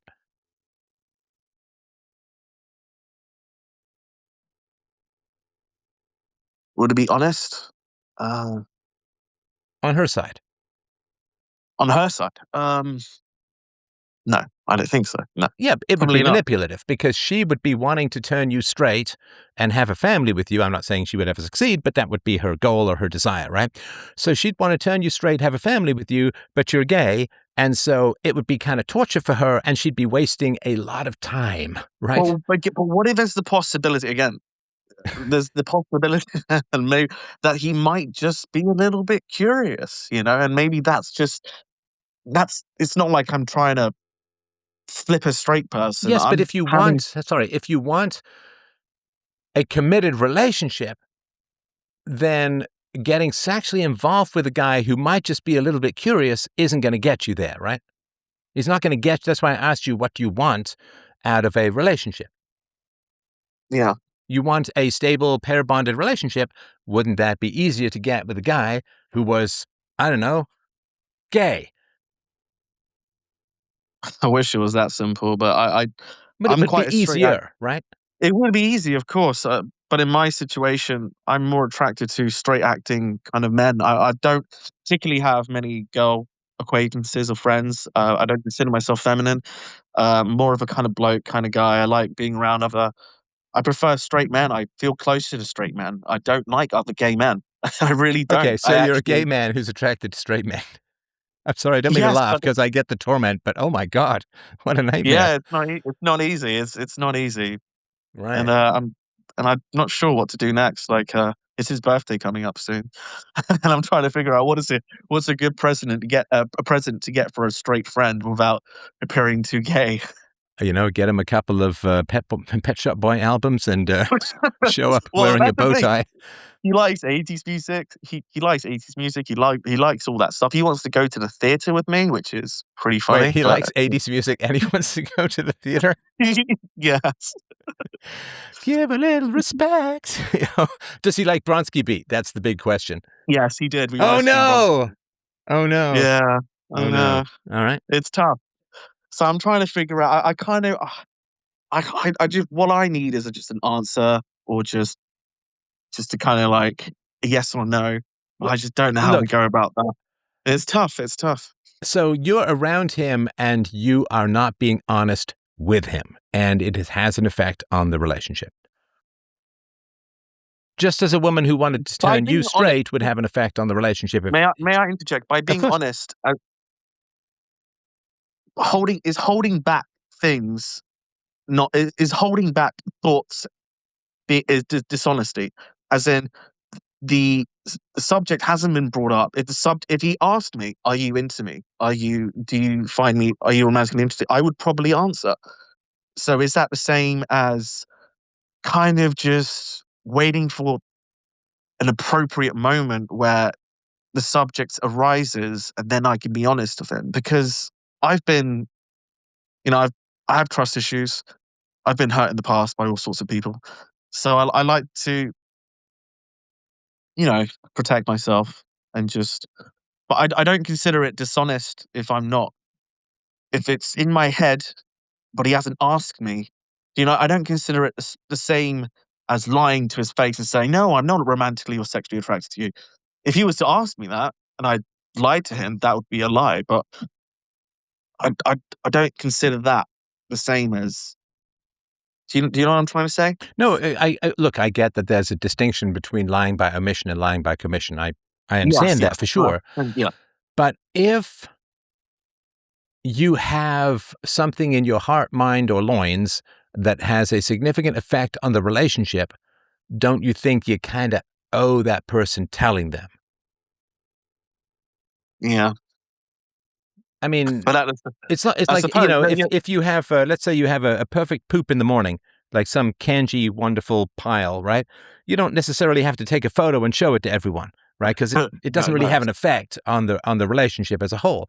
But if you are sexually attracted to a man and he doesn't know it, that is going to have an effect on how you interact with him. And it is going to have, to some degree, an effect on your life as well. Because if you're floating around this guy with the hope that someday maybe you can turn him, then that's going to have an effect I on really your. don't like that phrase. I don't like the phrase turn him. It sounds so manipulative and All so right, that's predatory. fine. Like I'm Seduce him.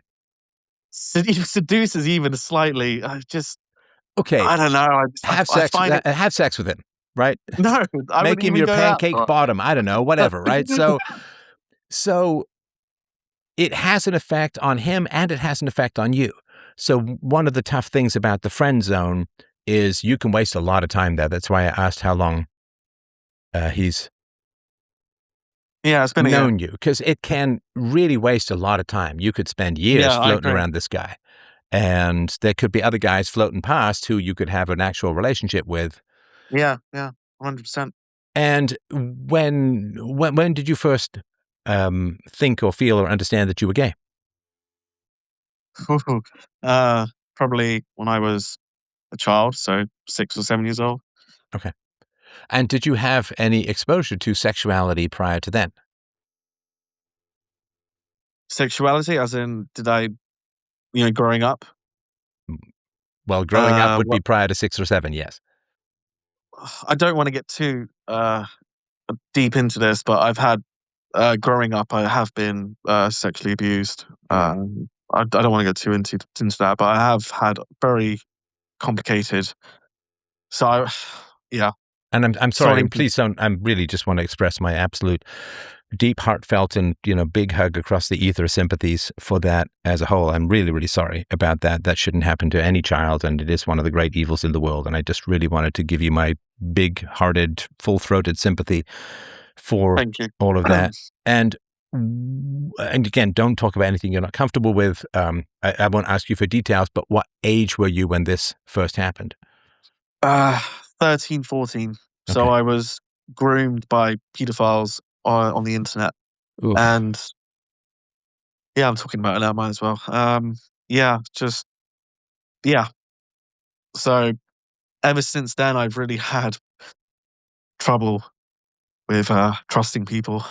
Gosh, I don't doubt that, and I really do appreciate your trust in this conversation. And again, I'm really sorry, and I assume that means, my friend, that you weren't particularly close to your parents, because I think that grooming as a whole is an end run past the parents, usually because there's not a strong connection. Well, I was groomed by people online, so it had nothing to do with my parents. It was just No, that has to do with your parents. Sorry to be annoying. I don't mean to yell at you. I don't trust people. Well, let me yell at you then. Sorry, I don't mean it that way. It's just passion, but it absolutely has. No, I get it. Because I mean, you as a They were parent, in their defense. In their defense, they were completely unaware of it. And back, how. that's the point. So, yeah, I know. It's their job to be Yeah, aware of the it dangers is. online. I agree 100%. And I'm still, Like I've if you're forgiven them. if you're a parent and you say, "Hey kids, remember strangers have the best candy," it's like, then you have a responsibility if they end up in a windowless van. It is your job to stay close to your kids, to keep in contact with them, to know what they're doing, to know what's happening with them, and to notice changes in their moods, thoughts, behaviors, affect, and all of that. Like, you got to stay close to your kids because they didn't know because you didn't tell them, and you didn't tell them because you Yeah, were distant. yeah, yeah. You're right. You're right. In their defense, maybe they didn't have the proper education to understand how to safeguard kids. I mean, there is definitely more education now, especially with Snapchat and all the social media, like the whole social media ban. Like right now in 2026, we're doing much better than we did 15 to 20 years ago. So I'm reassured that parents now they're much more educated on this matter than my parents are pretty old school. The uh, pretty old school boomers. Boomers, yes, they're not very tech savvy, so they didn't have any idea. They see your kid playing computer games in the room. They just see it as that. Really, they don't really understand. I totally get what you're saying. That it's their responsibility to protect you and to Why are educate. you contorting yourself to defend them? I'm not saying that they're evil incarnate or anything like that, but they should have been closer to you, and you should have had the kind of relationship where you don't seek validation from creeps online. And how long did the grooming process take? Uh, it spanned around 4 to 5 years, and it ended when I went to secondary school, so 16. And then after that, it was just very difficult having friends and you know making relationships with other people because I was just trusted no one. Very angry child. I was a very angry child, and I didn't trust anyone then. That makes perfect sense to me. And again, so it started when you were like 11 or 12. Is that right? So I was groomed around 13, 14 years old. Yeah. Okay. Sorry. I thought it went on for 5 years, but it ended when you were 16. I'm sorry if I got the math wrong. It's quite It's, to be perfectly honest with you, it's incredibly hazy, in my head. I've tried getting therapy about it, and I still a lot of missing, a lot of blanks in my head. And how long did it Well, take from being in contact with people online to being physically exploited? It was around the same. It happened during the same time, but I don't want to get into that. Okay, in particular. that's totally fine. And again, I'm really sorry, but I mean, if you give a child a computer, you are Yeah. responsible for making sure that child is safe. And even if we talk about 15 years ago, right? I mean, that's still a thing. And Yeah. you have to keep those channels of communication open with your children. What are you doing online? Who are you chatting with? What's going on? And of course, I assume that as you got progressively, and your groomed is it sounds like a poodle. It's a horrible phrase, but as you got progressively more exploited in this kind of way, that would have an effect on your mood. It would have an effect on your sleep. It would have an effect on your eye contact because you'd have guilty secrets.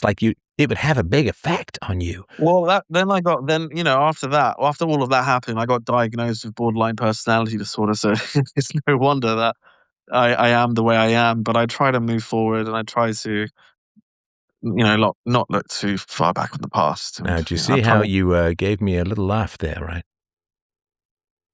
did I? Yeah, borderline personality disorder, chuckle. And I'm Yeah. not being critical. Like, please understand, I have nothing but massive sympathy for what you went through, and some anger at your parents who that's their job is to protect you. And it's not like, if it's not online, it could have happened anywhere else, and so on, right? So parents all know that there are predators, and if you give a kid access to the internet, the predators have access to your children. Like, everybody knows that, and that's been known since Yeah. the 90s. So I don't give them that excuse, but Oh, no? it is very sad that the predators took you out in your home. Like, that's a wild Yeah, thing, right? That's it like, is. it's like everybody, like, you're waiting at the bus stop and everyone's reading their newspaper or their tablet or their phone now, I guess, and some lion comes and mauls you and drags you into a tunnel, and everyone doesn't even look up. Like, you got, like, the predators sashayed past your parents and took you out in your home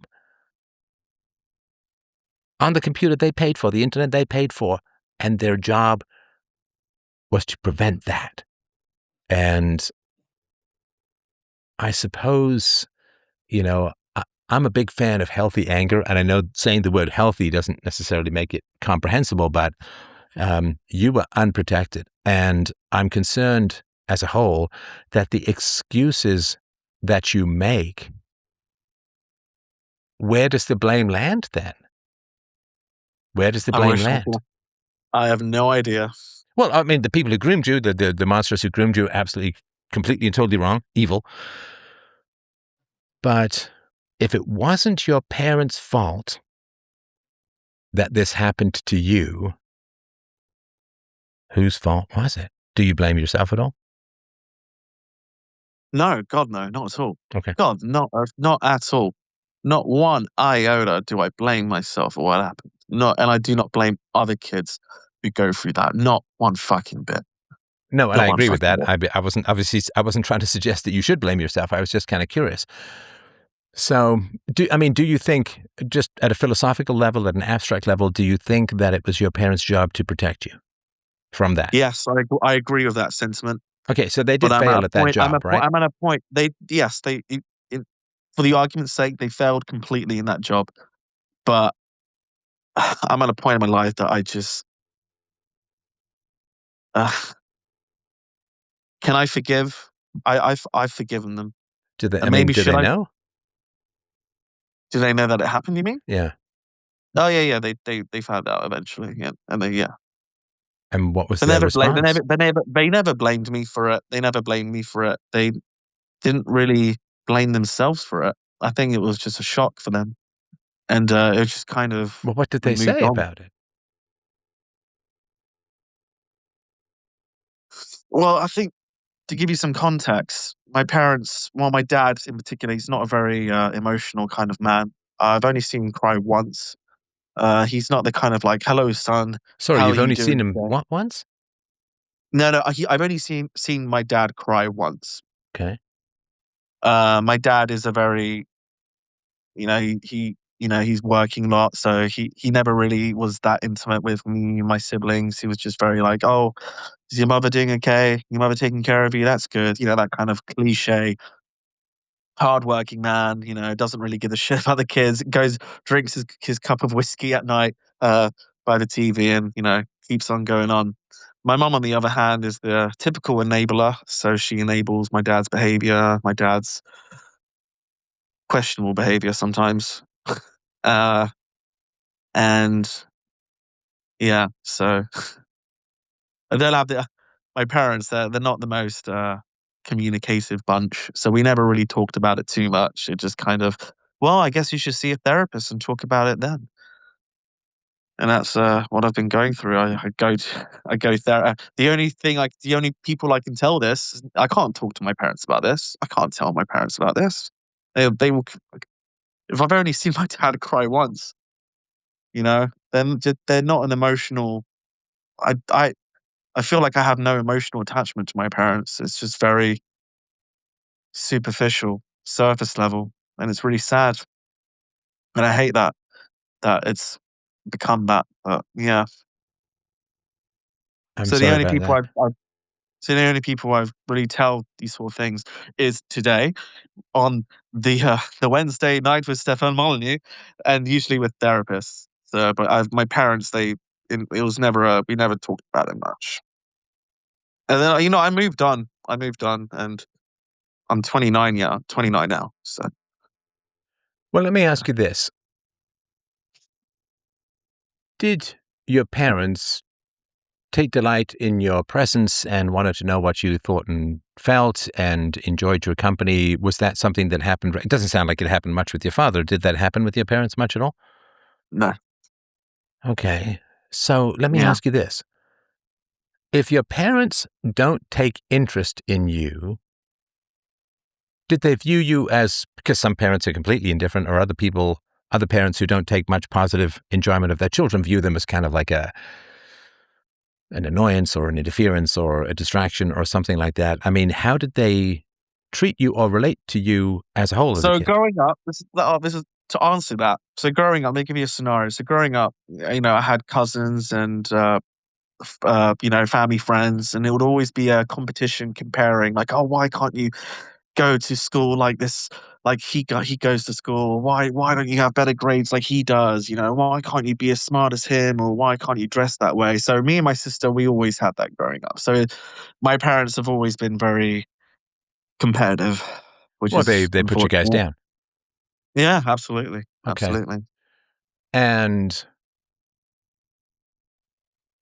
if your parents didn't show much interest to you and put you down, what do you think happened right down at the base of your brain about you as a person? Because if your parents aren't interested in you, there's only two possibilities, right?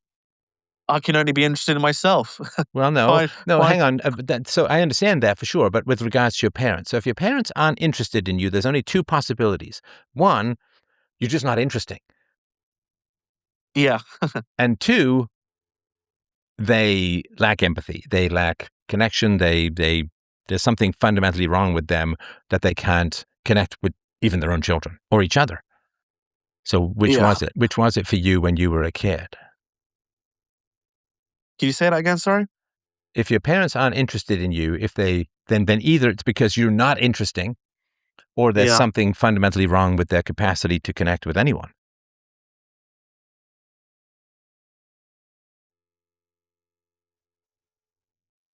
But what is the question? Sorry. What is the question that Which way, sorry, I was unclear. Which way did it go for you as a child, my friend? Which way did you swing, so to speak? Which is, if your parents aren't interested in you, is it because you're just not interesting, or because there's something wrong with them when you were a kid?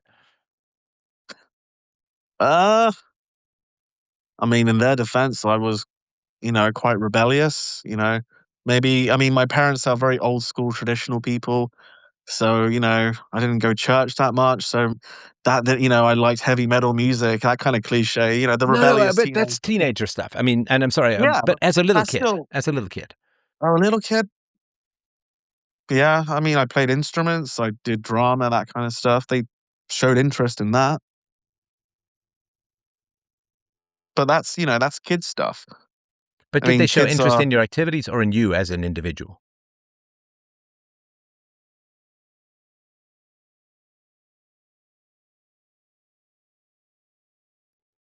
I'm not so sure, to be honest. I don't think about these sort of stuff. As depressing as it sounds, I have no idea. I can't. I can't ever think. I can't. I can't ever know what they were thinking back in that No, I time. was asking what you were thinking, though. If Oh, your if I felt parents, like. Oh, if I felt. if your Oh, right. parents If I aren't, felt hang that on, they hang were on. interested in me. If your parents aren't interested in you as a kid, that means something to you. You come to conclusions about that. You can't just leave it hanging, right? You can't just say, oh, well, it Yeah. doesn't matter to me or my parents. Because if your parents don't take interest in you, you're in danger, evolutionarily speaking, because they need to protect you. They need to guard you from predators. They need to make sure you don't fall in a fire or off a cliff. They need to make sure you've got enough food. They need to protect you. And if they don't seem to care about you, you go through a lot of stress and anxiety as a kid because you feel in danger. Yeah. And then you were in So danger. yes. So I suppose the answer to your question is that yes, they started off being interested in me and my activities, but maybe they grew tired. Maybe they grew tired, or just And you have a they had theory. enough. You have a theory deep down in your That's soul, my brother. You theory. have a theory as to what happened. Why did they become annoyed by you or lose interest in you or detach from you? Why? Why did they do that? You have an answer somewhere in you. Because they lack empathy. Because they don't give a shit.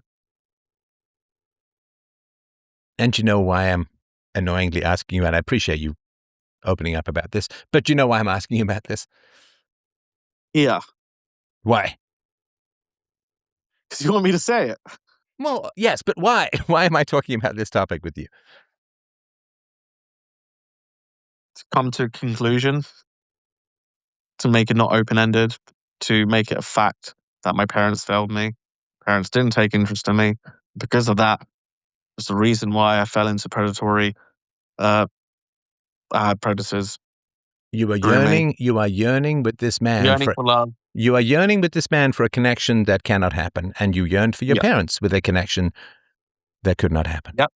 And because I didn't get it from them, I had to find it somewhere else. And No, but you're repeating it because you are engaging yourself in relationships where you can't get what you want, in the same way that with your parents, like all of us, you wanted the love, care, and affection and protection of your parents, which you didn't get.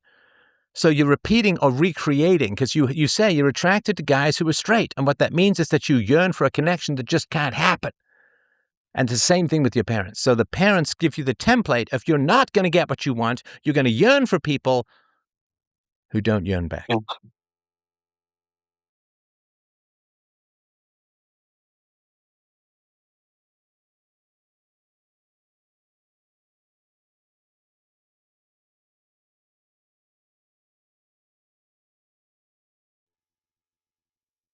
You could hear a pin drop. I don't mind the You quiet. I don't mind I make a lot of noise, but I don't mind the quiet. No, you're right. You're right. It's a pattern. It's a, it's a pattern that I inhabit. Yeah, you have a pattern of getting involved in, and listen, brother, I'm far from perfect in this way when I was your age, so I'm not speaking from any superior point, just so you know, right?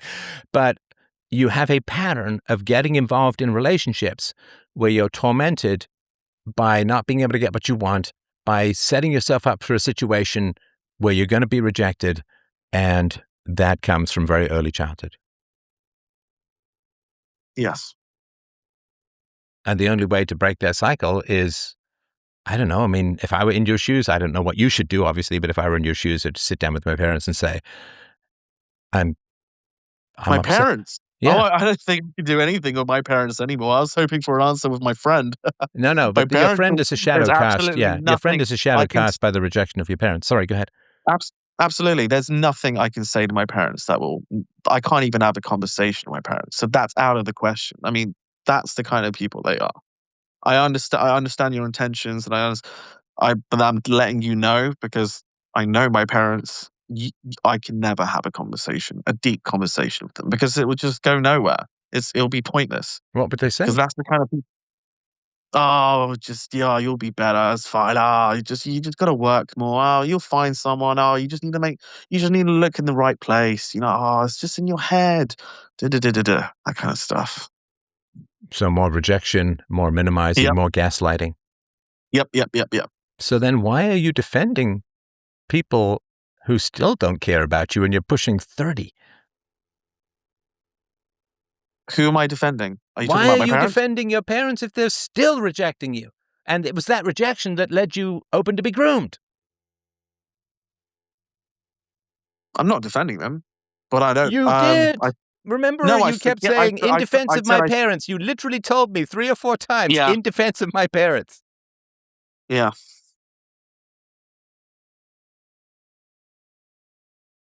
As long as you keep defending your parents, you're normalizing being rejected, and therefore you're going to keep being attracted to guys who are going to reject you.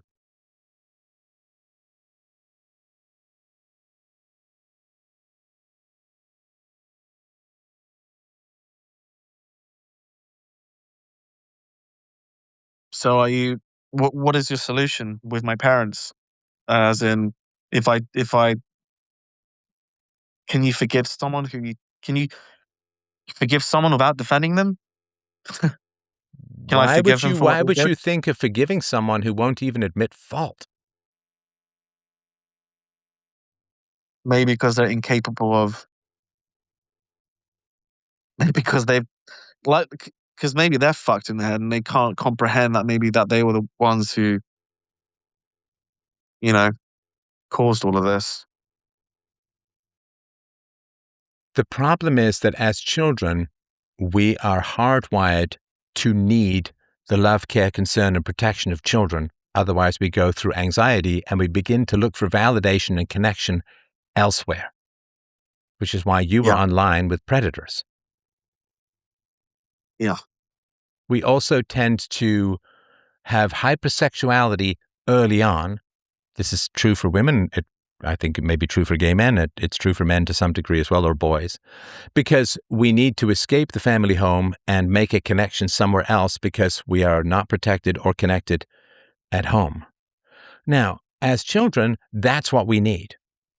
And if our parents don't provide it, we have to have a reason why. And generally what we do is we say, when we're young, we say there's something wrong with me. And when we get older, we say, well, I forgive them, or they're incapable, or we wallpaper over the giant hole in our heart. And it doesn't work, which is why you keep getting into guys who are straight, right? Who can't give you what you need and what you want.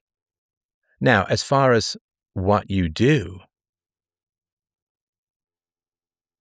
I mean, Yeah.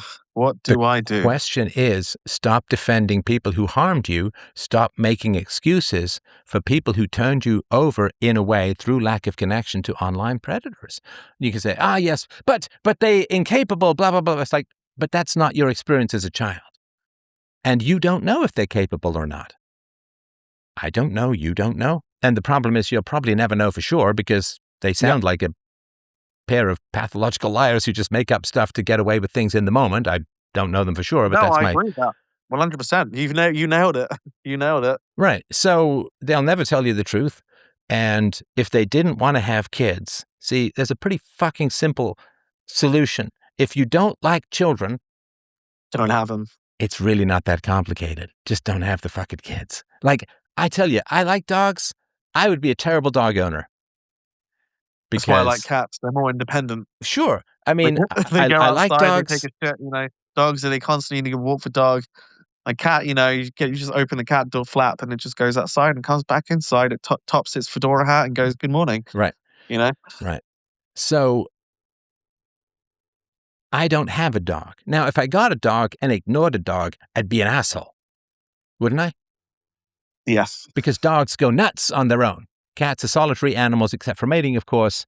And dogs are social animals. They need connection. They need petting. They need playing. They need walking. They need connection. They go nuts without it, right?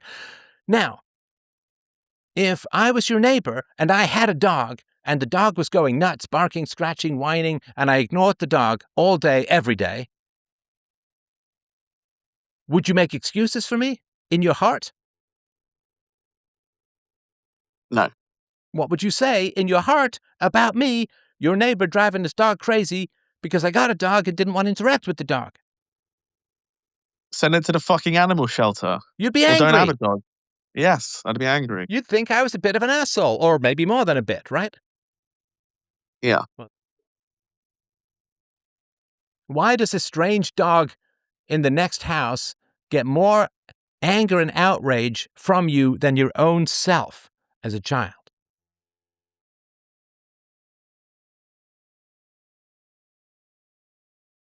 You get angry about a theoretical dog. You need to get angry about what happened to you as a child because that denormalizes it. And it says, they were wrong, they withheld from me, and that says I deserve better. Like, I don't wake up every morning enraged that I'm not 20, right? Because I'm never going to be 20 again. It would be crazy to be upset about something which I cannot change. So when you get mad about Exactly. something, you're saying, I can change it. I can change it. But if you make excuses for people and you, quote, forgive or whatever the people who've done you wrong, then you're saying, I can't change it. We get angry about things we can change, and you have a pattern, my friend, and I sympathize with this, and none of this is negative towards you at all, but you have a pattern, which makes sense, of reaching for people who can't love you, and that's your parents. And if you don't get angry at your parents, then you don't say, this is wrong and it needs to change. I deserve better. I'm through making excuses for people who are cold-hearted, who are selfish. It is selfish in the extreme to have children and ignore them, to keep children at home. Hey, if you find out, let's say I get a dog and I find out, hey, man, I don't really enjoy having a dog. You said you take it to the shelter. You put it up for sale. You find it a farm that it can go and chase sheep or whatever, right? Yeah. So your parents kept you home and starved you of that which is most essential for your soul, which is contact, love, interest, communication. Connection. We're social animals. We go nuts on our own. Absolutely. So if you can't get angry about it, then that's all you're worth. You're saying we get angry about things we can change. If we refuse to get angry about things or we avoid that anger, what we're saying is, I can't change it. People will always reject me. People will never give me what I want. All I can do is chase people until they throw me in a coffin.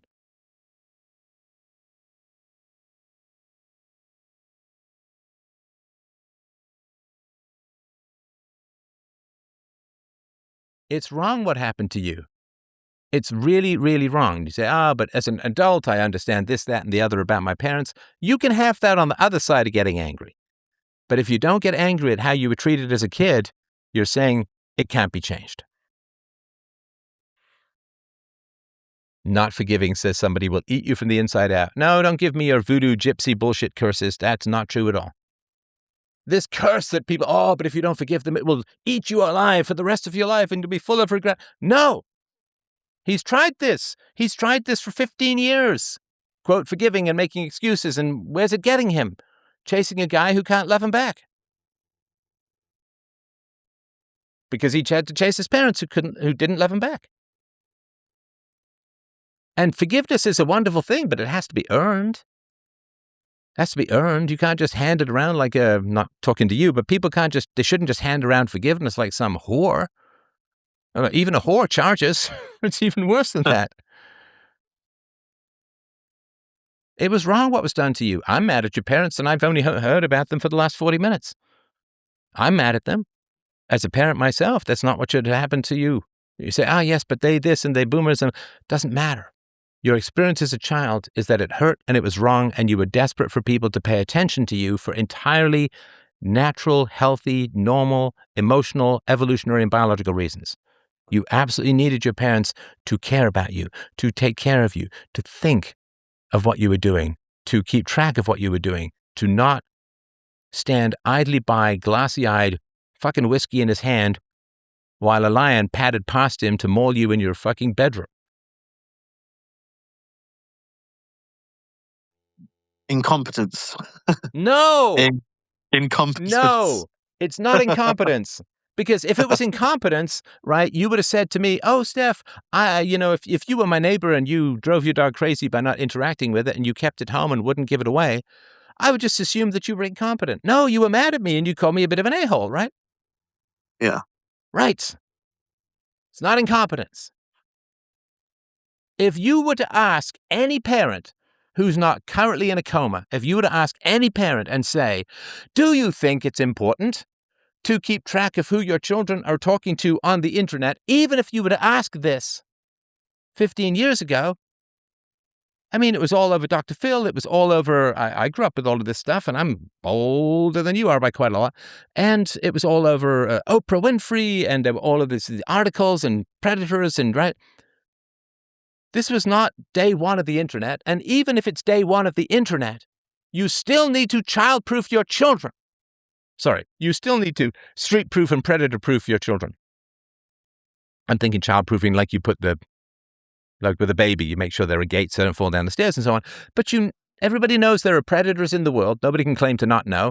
And so you need to teach your children all of this stuff. Even if you don't really understand the internet, you teach your children about this stuff because it's around, right? There could be some creepy coach. There could be some older cousin. There could be some older kid in the neighborhood. There could be someone who might try and corner you and groom you or do weird things. And you say to your kids, right? You don't talk about sexuality. You don't talk about anything in that way.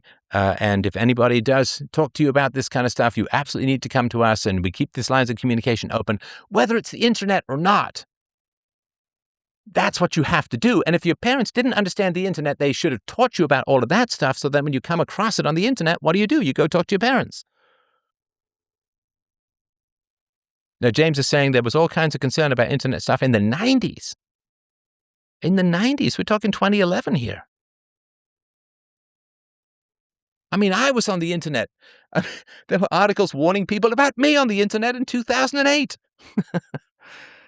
Stranger Danger, yes, of course. Windowless Fan, the Satanic Panic, it was all over the place. They're no excuse. It's not incompetence. They had no excuse. And you got to stop giving them excuses, because it's not valid, it's not true, and it's costing you enormously. Because, sorry, go ahead. As in the next stage, what would the next stage be? As in with my parents, is that something, if you can't forgive your parents because they clearly have been in the wrong, is it a simple matter of cutting them out? No, I don't know what you should do with your relationship with your parents, but if we had more time, we could try a role play, because I remember you said you did some theater stuff. But it's really, really important just to feel it, just to feel angry at having been brutalized in this way through the callous indifference of your parents. Oh, I feel it, all right. Good. Okay, so then the next time someone asks you about this, and I hope that they do, you don't sit there and say, well, to defend my parents, to excuse my parents, to, blah, blah, to minimize what your parents did. No, they were the parents. Who the hell was supposed to protect you? Who was supposed to protect you? The mailman? The weather vane? Who was supposed to be protecting you? Your parents, and your parents alone. And they didn't do it, though they know they should have. And they still are continuing to not do it. Because what did they do when they found out they had catastrophically failed as parents? What did they do? They said, well, son, that's a See a shame. therapist. Off to See a a therapist. therapist. You Yep. go talk to someone else. Yep. Did Has they some ever medication for you. express any conscience, sorrow, regret, or responsibility? Sorrow? Yeah, there was sorrow. I'm sad that happened. Did they ever say, I'm sorry, we let this happen? No, they never said that. Right. I'm sorry this happened to you. Right. See, you had very high standards, we could argue perhaps impossibly high standards, as a little kid. And they failed in one of the most foundational and important aspects of parenthood, and they're fine with it. So the fact that you weren't doing as well as so-and-so, and you didn't dress as well as so-and-so, and you weren't nice and compliant, and so-and-so doesn't listen to that heavy thrash death metal music, that Viking shit that you listen to.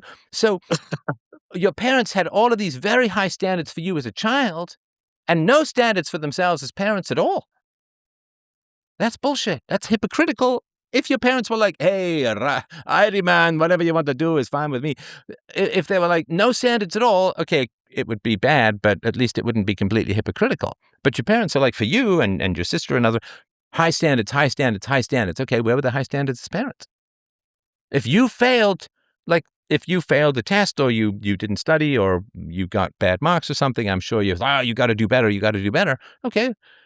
So then they're like, well, we got to have high standards for our children. Okay, well, then Do you they, think I'm? This is a serious question, by the way. Do you think I'm in my right to mirror their mistakes to them, to their face, or do you think, because I understand what you're saying, but I don't think I can change their mind. But no, don't try and change their mind. I mean, you can have a conversation with them. I'm a big fan of that, but you know them infinitely better than I do. So obviously I defer to your judgment on that. But yeah, you can't have your anger be conditional upon other people changing your mind, because then they can simply thwart your anger by not changing their mind, and then they're in control of your anger, and therefore you're not yourself. yeah, But just the feeling of anger is the feeling that it's wrong, and when you say things are wrong, then you say they can change. Anger is what we do when we can change something. Like, if you heard these stories of the people who freeze to death, right? They just get warmer and warmer and more comfortable, and then they just kind of fade out, right? They just die, right? And, but people who fight, this thing about fighting illness and so on, right? So when we get angry at something, we're saying it's wrong and it must change. Fight or flight, right? I mean, if the bear's running at you in the woods, you pull out a gun. If you've got one, you fight, you run, you climb it, but you don't just stand there and let it chew your head off, right? Because you want to change the outcome. So you get fight or flight, you get the adrenaline, right? You fight because you want to change the outcome. You don't want to die from the bear. And so the anger tells you something is wrong and you can change it.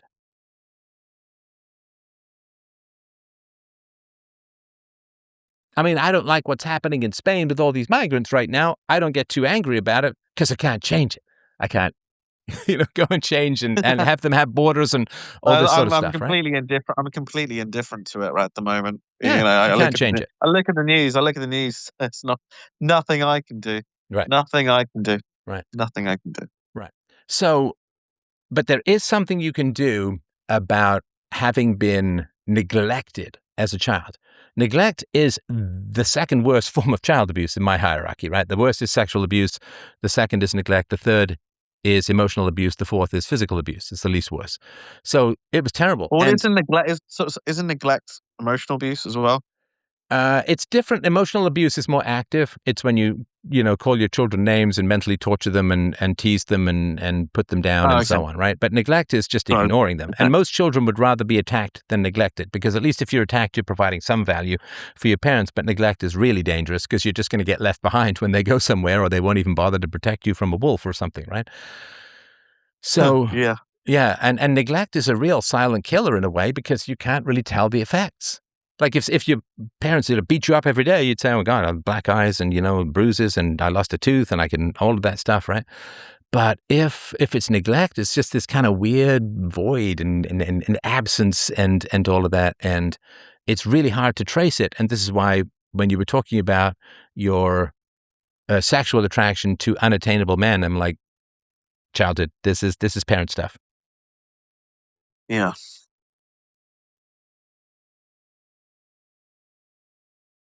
So it's just experiencing the anger, denormalizing it. It was wrong. They are responsible.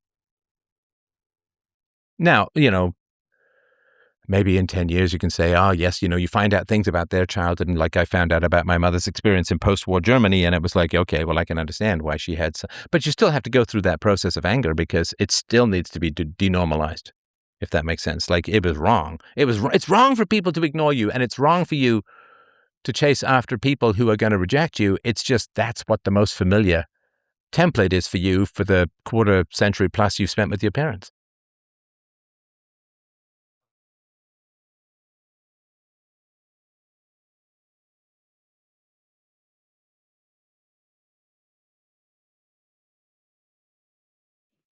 I don't want to put you too awkwardly on the spot, but Go on. No, you can ask. You can ask. no, that's fine. Is it a relatively? I just want to give you something to do that's going to try and break you out of this cycle of you not being loved. Yes, I really want you to go through this life and I be would love a loved, and you're goal. not going to be loved I would love chasing a goal. straighties. Can't chase the Yeah, breeders, well- man. It's not going to work. Well, I'm not really into gay guys. I mean, of course I'm into gay guys. I'm just not into camp guys and the kind of stereotype of gay men. I tend to, get along better with straight acting men, and Well, there's got unfortunately, to be. I mean, I've had gay friends over the course of my life, and they've not been campy, right? Because that's yeah, kind of no, a they are caricature, out right? So there. they They are exist. out. I'm not. They absolutely do exist. Yeah. I'm not saying they don't. It's just it's not easy, Right. and they're not. They're But if very you hard to keep find. chasing the straight guys, you're going to miss the guy who's for you. Yeah. Because you're going to lose another year or two, then be attracted to some other unattainable thing, and next thing you know, right, all the good guys are gone, and you can't settle down. So I just don't want you to run off a cliff after the guys who, well, are kind of straight, right? Yeah. All right. Listen, if there's anything else I can do, call.freedomain.com, and I really do appreciate your openness and generosity of spirit in talking about this kind of stuff. It is very tough. And for those of you who've not been part of one of these calls, man, it is a lot to ask of someone to publicly unpack that kind of history. And I just massively admire the people who do it. It is incredibly brave and noble and helpful to humanity as a whole, because whether you're gay or straight, we go through difficulties in life, and the boomers, neglect is the giant shadow cast by the boomers as a whole. Like, they're so neglectful that they don't even want to leave any money to their kids. It's kind of a common phenomenon these days. So I'm sorry for the callers I didn't get to, but of course I will be broadcasting on a Friday night at 7 p.m. But yeah, please get angry at things that you can change. Anger is a very healthy and necessary emotion. It is the immune system of the soul. It tells you when you're being cruelly treated. It tells you when you've been wronged, and it gives you the energy to denormalize it and change it in your life. So please accept and enjoy and embrace the joy and health of anger. I've got shows about this at fdpodcast.com. I've got a show called The Joy of Anger. So I hope that you will check that out. And thank you so much for dropping by tonight. freedomain.com/donate to help out the show. Lots of love, my friends. Take care. Bye.